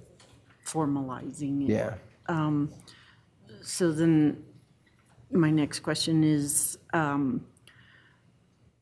what is, if we're not at a point where it's going into all vehicles automatically, what is the rationale of which vehicles we put it in or not? Well, some of the vehicles we have it in are like snow plows. Yeah, Tom could come up there. I just know that, like our snow plows and stuff, we have it in those. So when somebody calls and says, you've never been on my street, we can say, well, except for on this date and this date and this date at these times. Okay. And we use that quite often, the wintertime. Tom Kirkman, Director of Public Services. That's exactly right. We use it for data gathering of how we can find efficiencies. Also, especially like our garbage trucks and our snow plows, we get a lot of claims come in that say we hit vehicles. And so we're able to go back and post-process that and see where the actual vehicle was. We have used them for misuse. We have done that. That's not really the primary focus of this. It's more of trying to collect data, how we can improve our routes, how we can, for like our sanitation department, we can use it. You can use that GPS data to develop our fastest routes through a particular area. They've just been very helpful. A lot of these new GPSs also they plug into the onboard diagnostics of the vehicle. And so our fleet department can actually see real time. So like if a garbage truck's at a landfill and they call and say it's broke down, they can actually look on the GPS and kind of get a ballpark of what they think they need to go get it. So there's kind of just a myriad of benefits that are pretty huge for us. So by misuse, you mean by employees? Yeah, we can. But the focus is on data gathering, not on Yeah. monitoring We'll get employees? calls every now and then about a vehicle speeding in a neighborhood, so we want to be able to go, because it will track that. We can look at excessive or aggressive driving, stopping too fast, turning too fast, speeding, and so it's just something we can help regulate with. We try not to big brother it. It's more for, our operations to make them run more efficiently.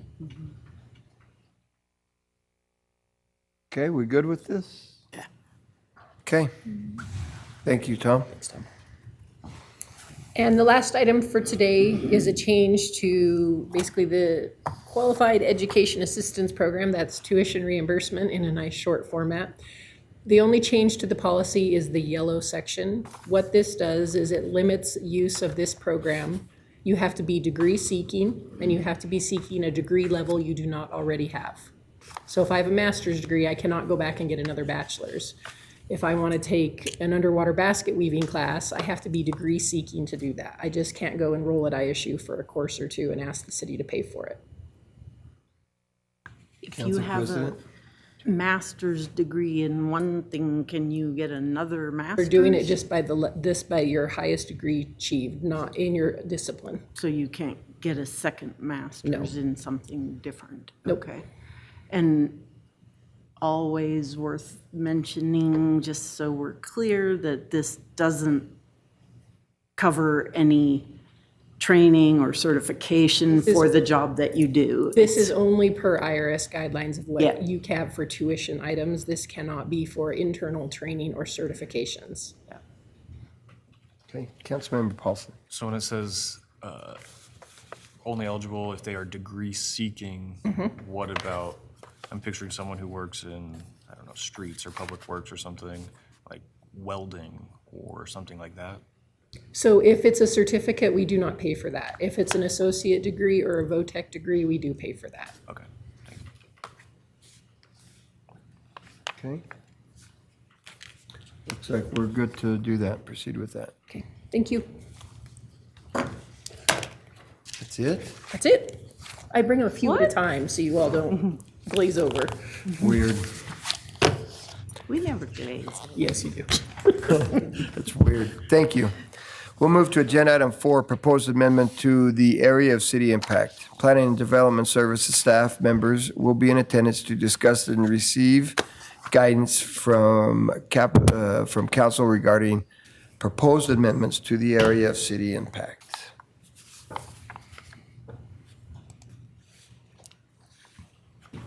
Good morning, Mayor, Council. Brent McLean, Planning and Development Services Director. So I bring this to you because of some changes in legislature that has required us to address this year. The legislation mandated that all cities and counties revise their area of city impact by the end of the year. Otherwise, the existing one is null and void, and you have to go through the whole process to reestablish it. And so I've been working with the county and talking through some of this area of city impact and trying to adhere to the new guidelines and direction given to us through the new legislation. This is something that we will have to do every 5 years, at least every 5 years. And they have a lot more specific direction as to what we can use to establish this area of city impact. To back up just a hair, what's the purpose of the area of city impact? And so this is an area that's outside of the city limits that we would anticipate being either annexed within the city within 5 years. It can't extend beyond 2 miles from outside of the city limits unless there's, let's say there's a property that is a large property and that 2 miles hits in the middle of that large property. You can extend to the boundaries of that large property outside those 2 miles. But mostly we're looking at where our infrastructure is, where we anticipate our infrastructure to go, where our development patterns are, where we expect growth. And so I've been working with Public Works, talking with them about where we have existing utilities, where they anticipate future growth, what they can serve and what they can't serve, and then also looking at some of our development patterns and where do we anticipate some of those things to happen. So I put in front of you a couple of things. There's a map, which is this map here, that shows the existing boundary of the city's area city impact, which is this orange line. The blue one is the proposed changes, and then this green line is our city limits. So that's our current city limits. The other thing I gave to you is a draft agreement that we would enter into with the county of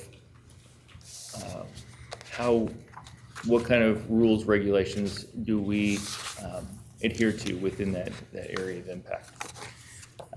And mostly it's about annexation, that they would require any new plats to have some language in there. If they connect to city services, they will agree to annexation. Same with development agreements, that if a development is utilizing city services, they would require that in that development agreement that the developer sign an agreement they would annex at the time that it's eligible for annexation, which is pretty much what we do right now. There's really no changes to that. But I just wanted to go through this map a little bit with you. Before we go anywhere else, we got a question by I think Councilmember you're about Nichols. to answer my question, but what was the general rationale for the adjustment of the lines? Yeah, so I'll go through it a little bit and hit some of the high notes. So up in this area here, one of the criteria that we had to look at is areas that could potentially be annexed within the next 5 years. And the old area of city impact follows the boundary of the Northgate urban renewal area that goes clear out into this valley. We don't have any services out here. It's well beyond the 2-mile limitation.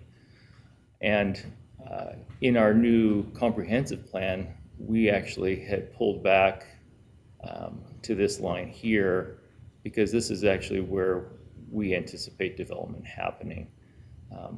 To serve development clear up in this area absolutely won't happen within the next 5-year time frame. But this area potentially could. But that's one landowner, though, that owns that, and so There, theoretically, you could. to have that much develop in 5 years, I don't see it happening. Now, in No, the I'm not term of the, suggesting that, but to your point of you can go beyond the 2 miles, yes, that one landowner, we're cutting his land in half, you is could. what you're doing. You could, but the requirements of the legislation, one has a two mile limitation, and 2 has a 5-year timeline of actual Yeah. development. And so this is not going to develop in 5 years. Yeah. You're never going to get out there in 5 years' time with our development patterns and what we see happening. Now, that has no bearing really on the TIF, in that that urban renewal area is a 20-year lifespan. So we're looking at different things. I do want to make a note as far as annexation goes. This boundary doesn't prohibit someone from outside of the or outside of the area of city impact to annex. So they don't have to be within that area to annex. If they're requesting it? If they're requesting it themselves. So this is one of the biggest changes we made, and it is in line with our comprehensive plan as well. The other thing that we made some changes is down through here. We do have some water lines that end right about in this area. Down through here, this is where the Alameda landfill is, and these areas through here, I don't see us annexing or providing additional services in the next 5 years out through this portion through here. And so these were areas that we scaled back. And this, again, aligns with our comprehensive plan that was recently approved. We kind of went through this process already, so it's been fairly easy for us to adjust some of these things. And then down here on this side,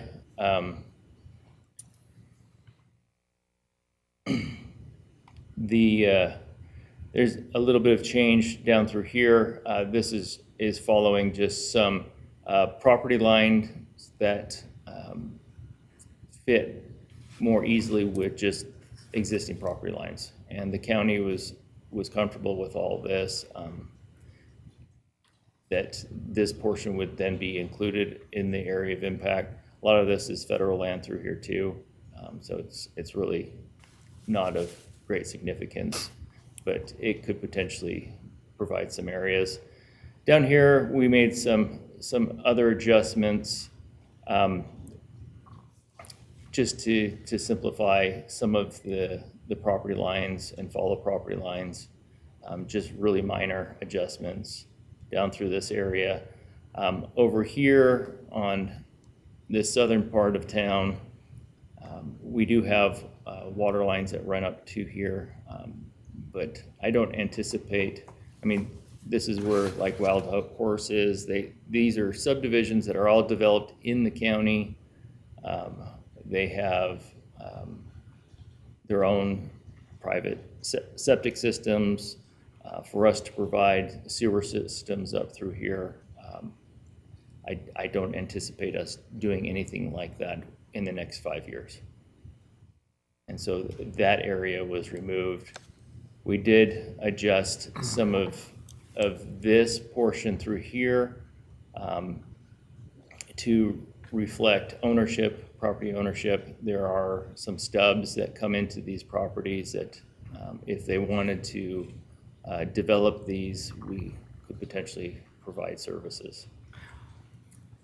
Up on this side, not really much change through here, just incorporating some city-owned property like this chunk here. That's a city-owned parcel. Just squaring off some of these areas through here as well, Trail Creek.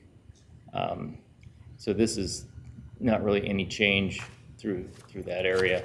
One big change we did make up here is Facer Mountain.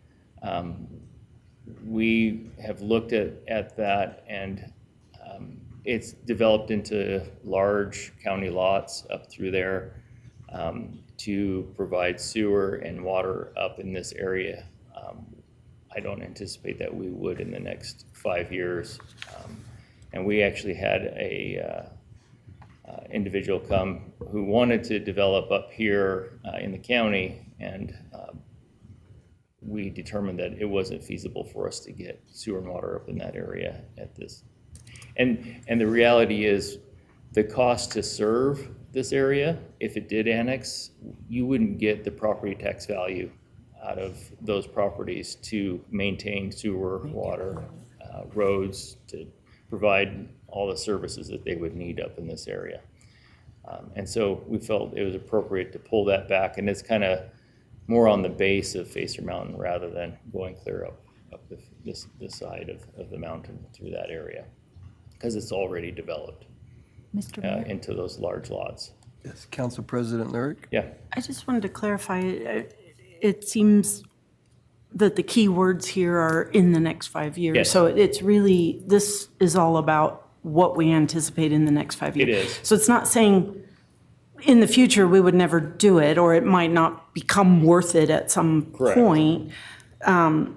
So my question then is, what's the requirement as far as, like, do we have to then do do we have to look at area of impact and do a new map or plan every 5 years? Yeah, or- so Okay, statute requires us to look at this every 5 years. every 5 years, okay. If not sooner. And so this is something that we will probably incorporate into our scheduled updates to our comprehensive plan. And so as we revise our comprehensive plan, we will look at this every time and make sure if there's areas we need to modify or adjust, we can. And it's good practice to do those updates on your comprehensive plan every 5 years too. And if you have an area that, suddenly starts growing more rapidly than we might have expected, you can look at it before 5 years. Yes, we can. Okay. But the reality is, this line is, it doesn't have a whole lot of hard meaning to us other than the requirements of that agreement that if they're on city services, whether they're platting or developing, they're going to annex when they are contiguous. We as a city do that anyways. And so we can annex property outside of that line regardless. And so if someone wants to annex, they can, as long as they're eligible. Councilmember Nichols? So if there's a private piece of property located within the area of city impact, does the nature of being an area of city impact affect like their rights to develop? And does the city have any jurisdiction over the property? No, the city has no jurisdiction over the property. They still have to adhere to the county's codes and development standards. We can negotiate with the county if the county's acceptable to maybe higher development standards to those properties within the area of impact. But unless the county wants to, we have no jurisdictional control over it. All right, thank you. Yeah.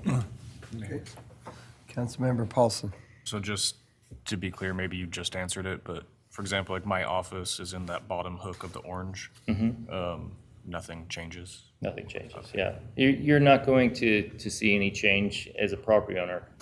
This line doesn't have a whole lot of bearing on you, other than it's just an agreement between the city and the county that this is where we anticipate growth in the next 5 years. And that draft agreement that you have in your packet there that I gave to you, it's very simple. There's not a whole lot to it, unless that's something we want to pursue as a city and push for some sort of development standards for developments within the city of impact, or within the area of impact. And that would be up to you as a council to give us direction. We will have to negotiate these things with the county as we move forward. I was going to say, even if we did something like that, the county would have to agree to those Yes. standards also. Yes, so- it has to be agreed upon by the county. Sure. Councilmember Cheatham. Mr. Mayor, Brent, but isn't that something we ought to pursue?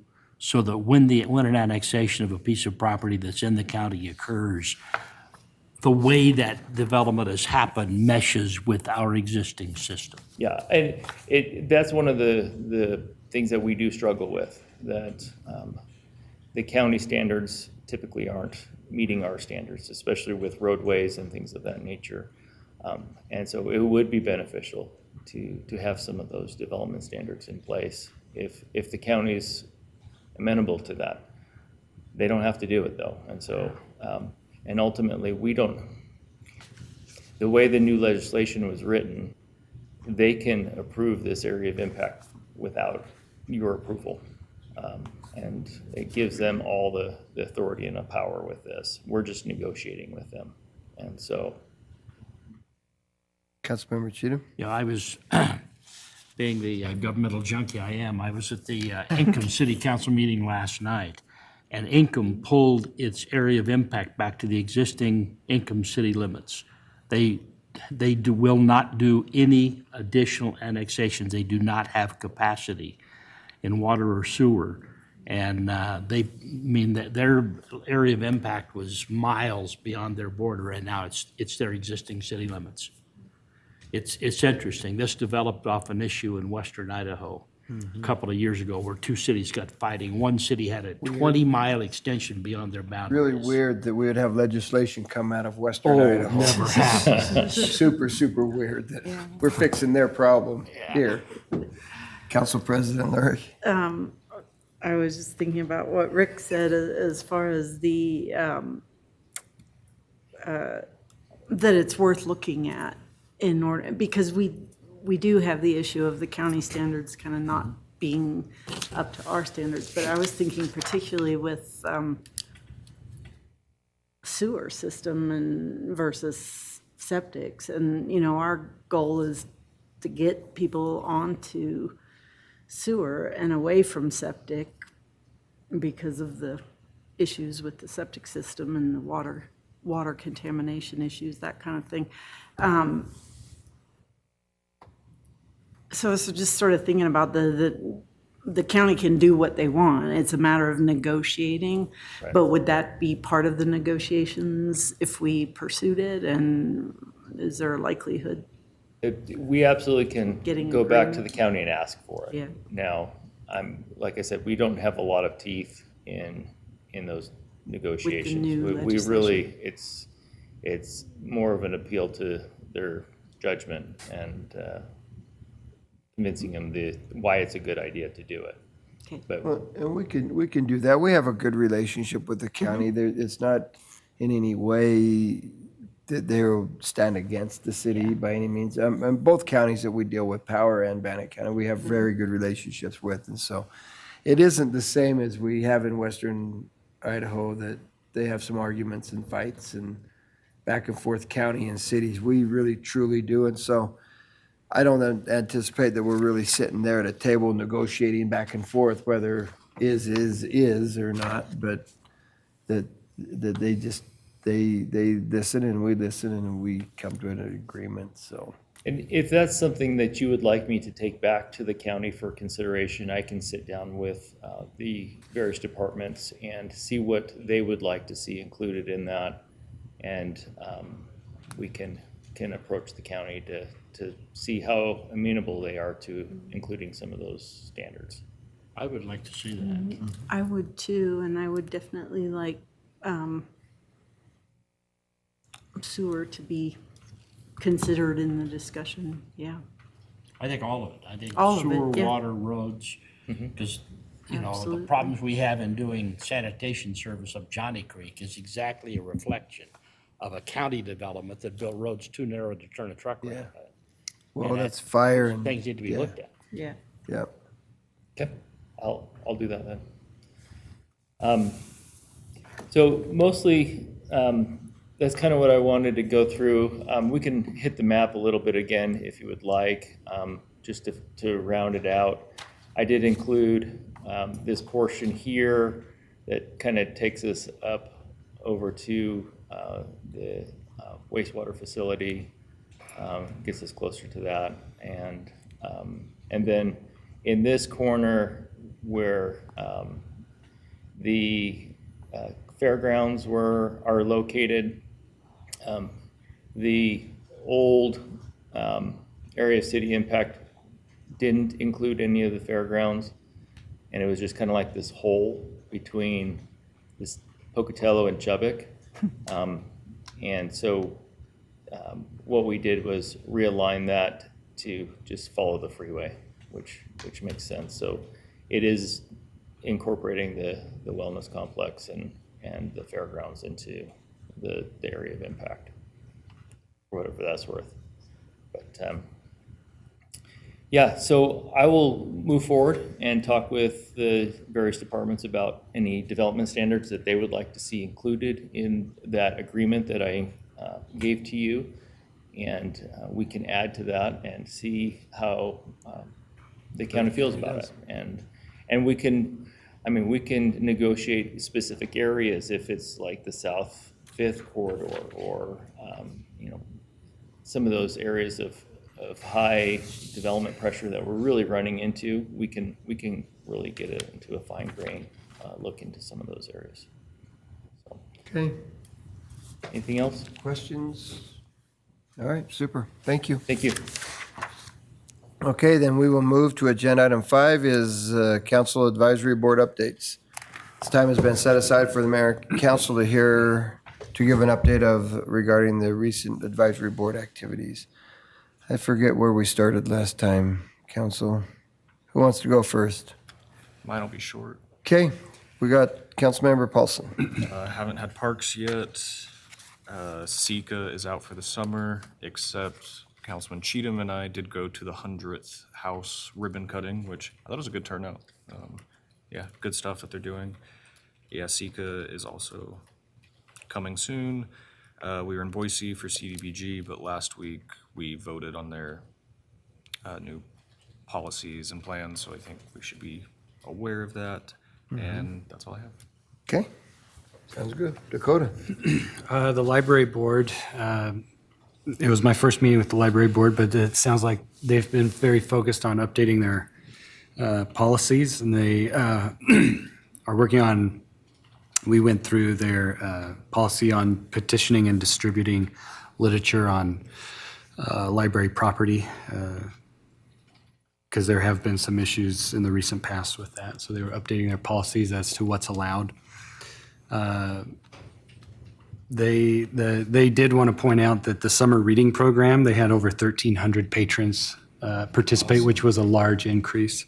And the book wagon in the parks, when they do lunch in the park, that's been a big success as well. They gave out over 600 books in 2 weeks. So, and ebooks, that's the fastest growing part of the library. So their online library is what's growing, and it's growing rapidly. The challenge with that is it's actually more expensive than buying physical books. So.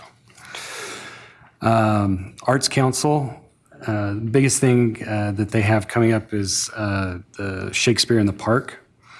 That's going to be held July 28th and 29th. One great thing to point out about that, and I think this is the 32nd year that we've participated with them. The Montana Shakespeare Company, we're just like a guaranteed spot every year with them. We're one of their longest partners, and they routinely get 400 or 500 people at that event. So it's a good event that we've been able to be a part of for a long time. Awesome. Okay, thank you. Mayor's Youth Advisory, we don't meet in the summertime, and I'll let you two report on the others. So, Councilmember Nichols. Well, mine's easy. None of my boards have met. How'd you get that?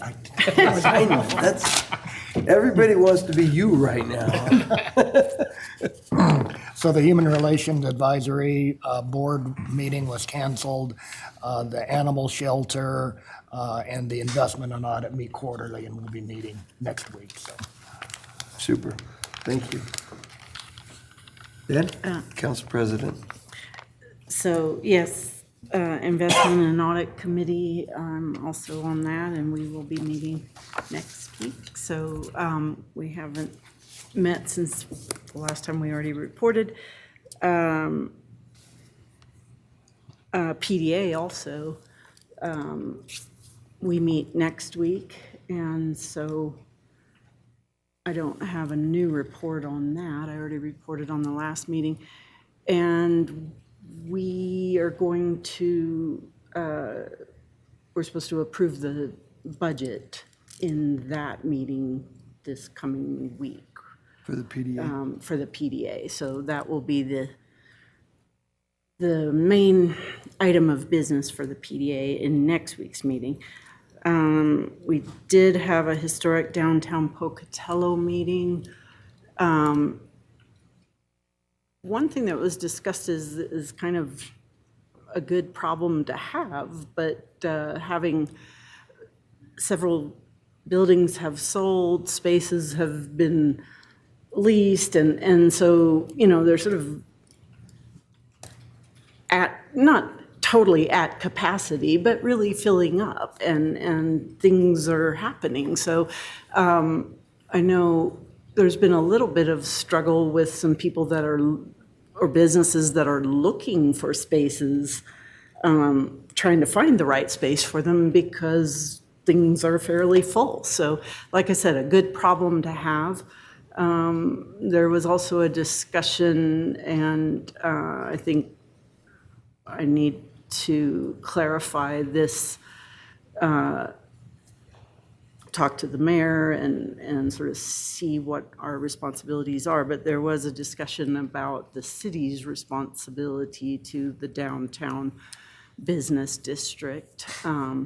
And so I'd like to kind of look into that further. And I would say lots of activities for the summer, and that's going really well. Things are well attended. Having the underpass opened up makes things easier for them. We did have the July 4th parade, which went really well. Although it was funny, I saw a lot of posts on social media about where were the Clydesdales, which I thought was like a one-time thing. So I don't think they were coming back every time, but. Well, they were supposed to be there, Were they? and the They got rained Clydesdales, yeah, they were Oh, it supposed was to be there. rained out? The Okay. Clydesdales were in town, they just They were couldn't rained out. come out in the rain. Yeah. Okay. It might shrink into Shetlands. We don't want the Clydesdales to shrink into Shetlands. That's funny. Okay, I didn't realize that. But yeah, there was a lot of people saying, where are the Clydesdales? So And then Bannock Transportation and Planning Organization, I'm just having a complete blank on it. We met and we discussed things, but I just can't really remember what. Devin Hillam, who is the new executive director, is sort of, really coming into his role more. We have the overlap between Maury Byington and Devin Hillam, but it seems, so this last meeting, Devin ran the meeting and is kind of taking over that role. So I think that transition is going well. And we did discuss again a little bit, there was new legislation that affected the ability to sort of focus on pedestrian friendliness, bike ped friendliness. And we had a discussion before. I think we discussed that a little bit more, and maybe some plan updates. I'm blanking. You're guessing. Did we discuss the tip and the whoop? I don't know, but anything to add, Rick? Those are No, I'm mine. glad you covered that. I'm sitting here struggling with what we did too. I can't remember. I think Rick, you just threw Rick into a tailspin like, we talked about that? Now that you bring it up, I remember, but I couldn't have before. Yeah. Councilmember Cheatham. Thank you. Airport Commission did not meet this month, no business. Linda thankfully just covered Bannock Transportation. So the senior center, their meal service continues to grow. If you look at the month of June compared to a year ago they were serving a little over 74 seniors on the average a day. This year it's up to 96 in the month of June. So it's phenomenal what they're doing. And they were closed 5 days in the month of June. So that's why it's interesting to compare per day instead of total number of meals served. They've hired a new kitchen manager who will take over when the new SICA Meals on Wheels program is going to start to be served by the senior center. And that's coming up probably it'll either begin the middle of this month or toward the 1st of August. An exact date hasn't been set. Everybody's really pleased over the new benches and tables that are outside the senior center over there in the park area. A lot of discussion about the Purse Park grand opening, what the huge crowd that turned out for that. Ann did a fantastic job of making sure everything was ready and done and set up over there. A lot of folks over there learning how to play bocce ball. They're gonna put covers over those bocce ball because that's a special, some kind of oyster shell bed. And they don't want people and cats in there playing. Cats in particular are a concern. Bet. So they're going to put covers on that. So Are you going to monitor it? No, I'm not. They're going to put covers over those so that they're protected when people are not using them, so they'll have to be rolled off and pulled back. And just as a side note, everybody's asked, gosh, Idaho Purse must be getting up there. She'll be 99 next month. 99 years old and still lives in that home right there near the park. But things are going well overall at the senior center. They actually turned a slight profit this month. They got an extra $11,000 grant from CCOG, which pushed them into the positive numbers this month by about roughly $6,000. But they paid half of another bill, which actually pulled them down. So on the books, they show a $5,200 deficit in their books. But things are going really well over there. Very good. Good. That senior center sure is getting nice. That grant from, that they remodeled all of that stuff with. The Lowe's and grant, those yeah. changes that they've had, and that, the food program, they've really upped their game. So, great. Okay. Well, thank you.